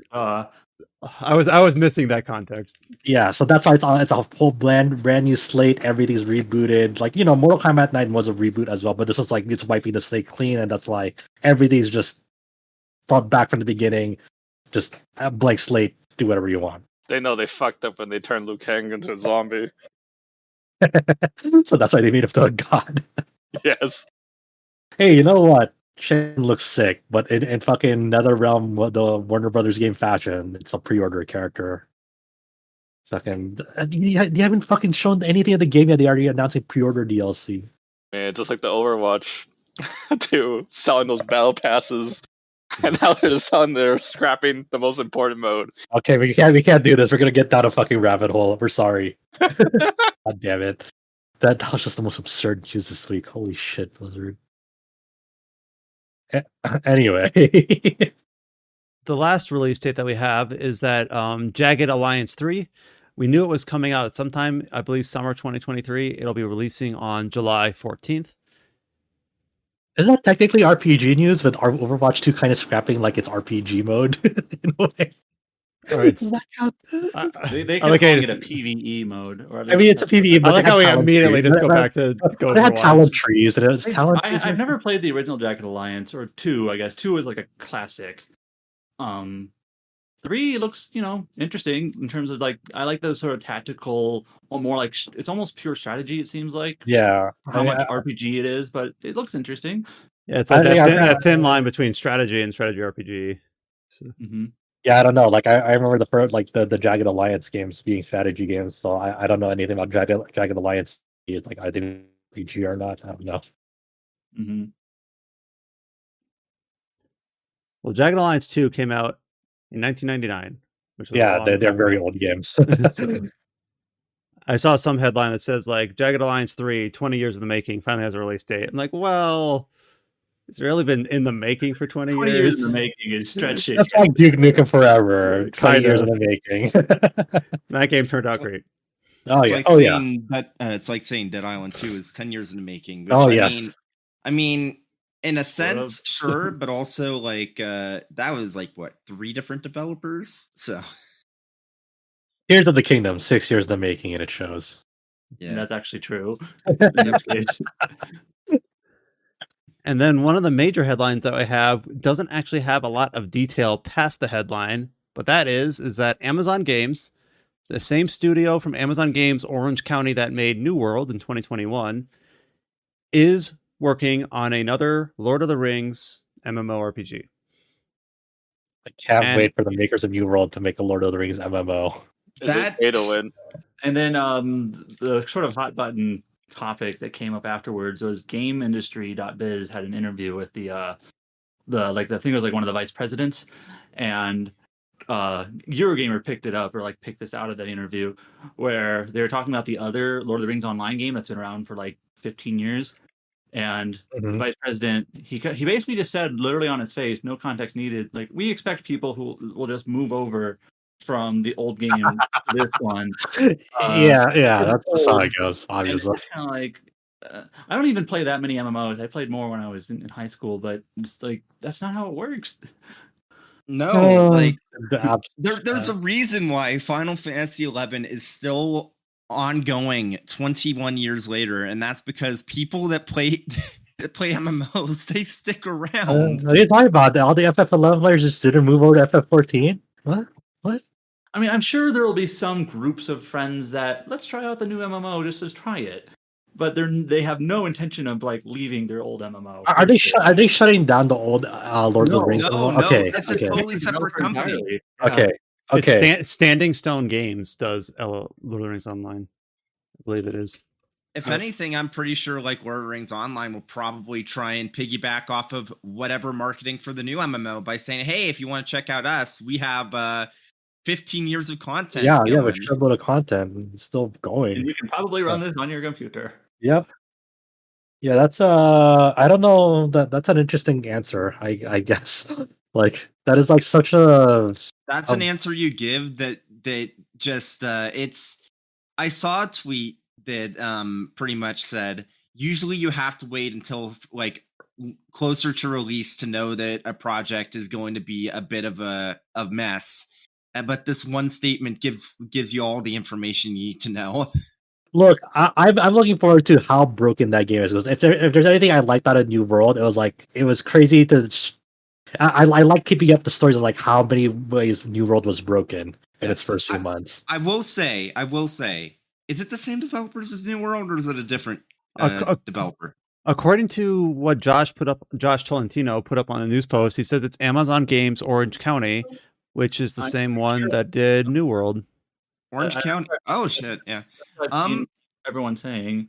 I will say, I did play a little bit of New World like a few months back, and technically there is some really impressive stuff that's going on in that game, especially in regards to like audio design.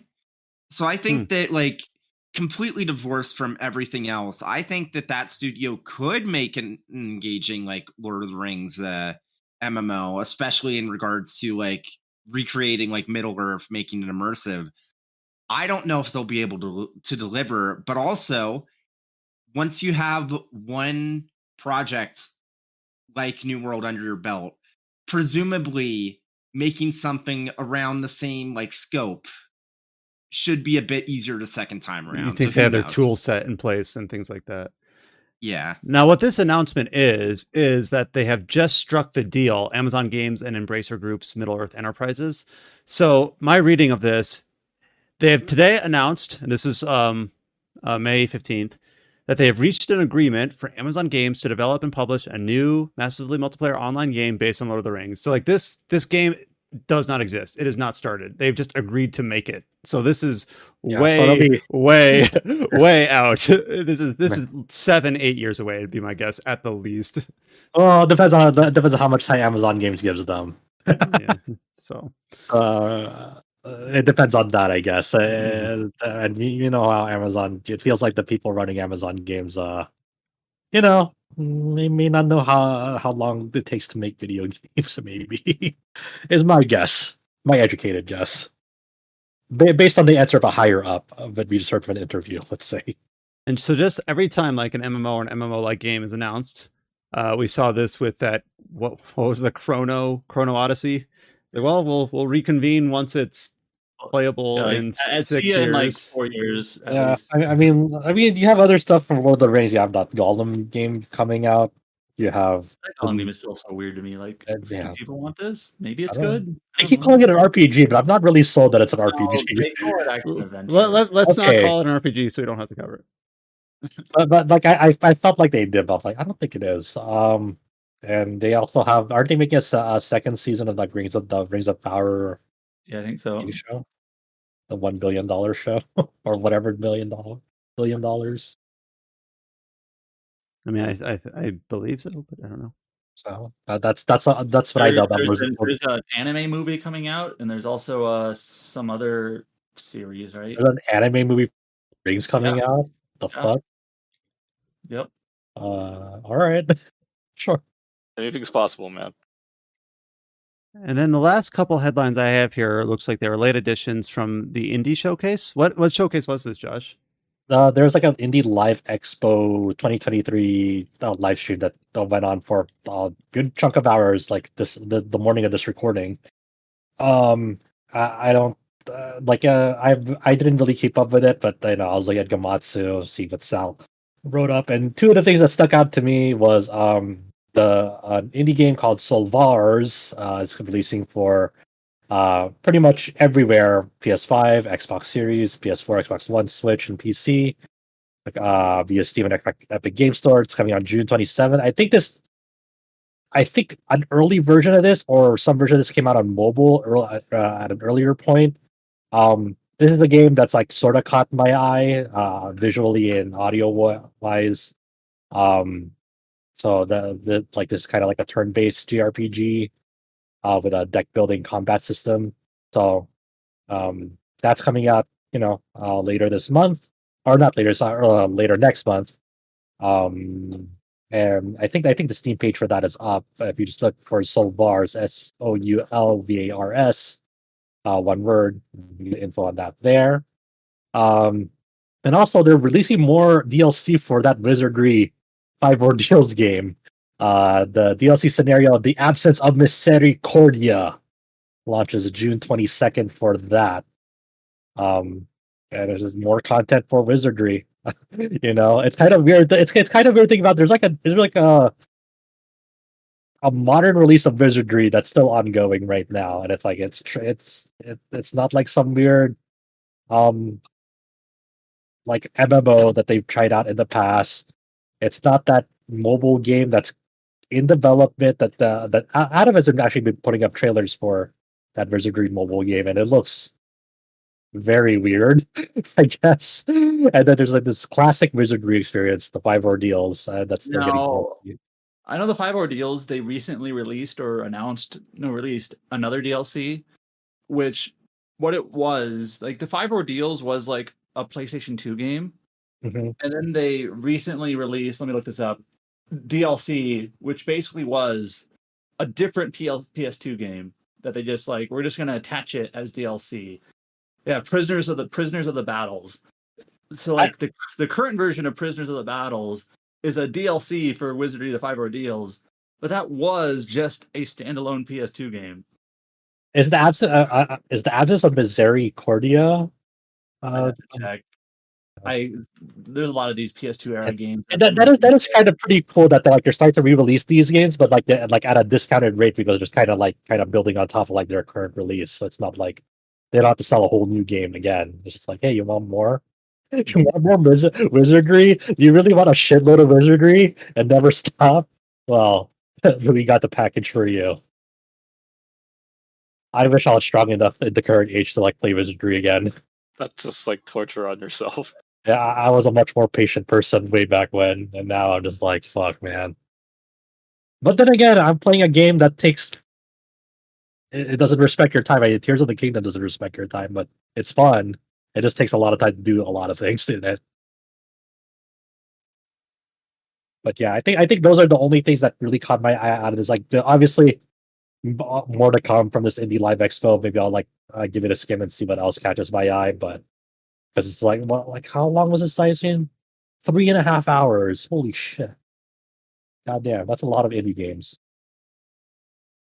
But yeah, those are the only ones that at the offsets caught my eye. And that kind of covers it. We're kind of in like the calm before the storm in a news front. Of course, I know a lot of us are still playing Zelda, and then we're not that far away from Final Fantasy 16. That's just less than a month, June 22nd.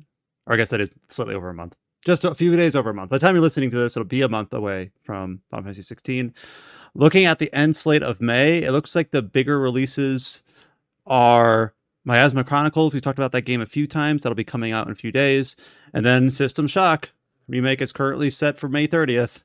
Man, I So- don't know what to think. I have no idea what to think about that. I really want to try it out because I really like the System Shock games, but some of the recent news coming out of that, man, I don't know what to think about that remake. I have no idea. Is it kind of sad that part of me is like, oh, good. That, 10 days away for System Shock, which I have kind of a passing curiosity in. I can just play more Zelda. Time for Zelda. Yeah. Yeah. Yeah, dude. I just I don't know. I don't know what I'm gonna do, man. There's too many fucking video games. Yeah. Miasma Chronicles, what I've seen from that in the word of mouth so far from the marketing and the preview events that have happened, I'm interested in it. I don't know if I'm interested to that play might it be day good. one, but I'm interested in it. That might be all right. I think that's it for like immediate upcoming releases, as far as we know. Yeah. Oh yeah, the PC version of Fairy Fencer F Refrain Horde is coming out the May 23, Yeah. according to Steam. Yeah. And then Cassette Beasts will be coming out for console on May 25th. We talked about that last week. And I played it. I played the PC version and thought it was pretty good. Has a really nice soundtrack that's quite different. So if you're waiting for the console port of Cassette Beasts, I thought it was pretty damn good. You should check it out if Yeah. you're not playing Zelda. And Inkbound starts early access this week on Steam on May 22nd. This is from the developers of Monster Train. I played the demo and on some Steam Next Fest. And Yeah, I that was- remember, it was you talking about that one. like an isometric action RPG that has some neat things going for it. So I don't know if I'll play it during early access, but what I like, I did like the Steam demo that I played for it. So. And that will pretty much cover us for this week's episode of the Tetracast. So thank you all so much for listening. We know that we've kind of gone pretty heavy into Zelda for the last 2 weeks. Don't really know what the next couple weeks will hold, but we're going to be ramping up, as Alex surmised, into Final Fantasy 16 kind of preview impressions early in the month. And then, of course, into Final Fantasy 16 proper by June 22nd. So that'll be, of course, the next big hurdle for us. And then by then we will have all of the summer events that we kind of alluded to fill out the back part of the year, not just Nayuta and Starfield and a few other games that we do know of. We'll start to see what else we have to look forward to in the October, November, December timeframe. The features that we talked about, such as the Legend of Zelda review, is up on the site. Alex's Street Fighter 6 feature about its RPG mode, also up on the site. Maybe we'll be having a time at some point to talk about that RPG mode in a different context. We'll see if that ends up shaking out. You can find RPG Site on all the social media channels. You can find us on YouTube, Facebook, Twitter, and Instagram. Just search for RPG Site, and you should be able to find us. You can join our Discord by going to the link at the top of our homepage, or going to discord.gg/RPG Site, or hitting the link at the bottom of our YouTube uploads. And we will be back next week with another episode of the Tetracast. Until you hear from us next time, stay safe and take care. We will talk to you all later.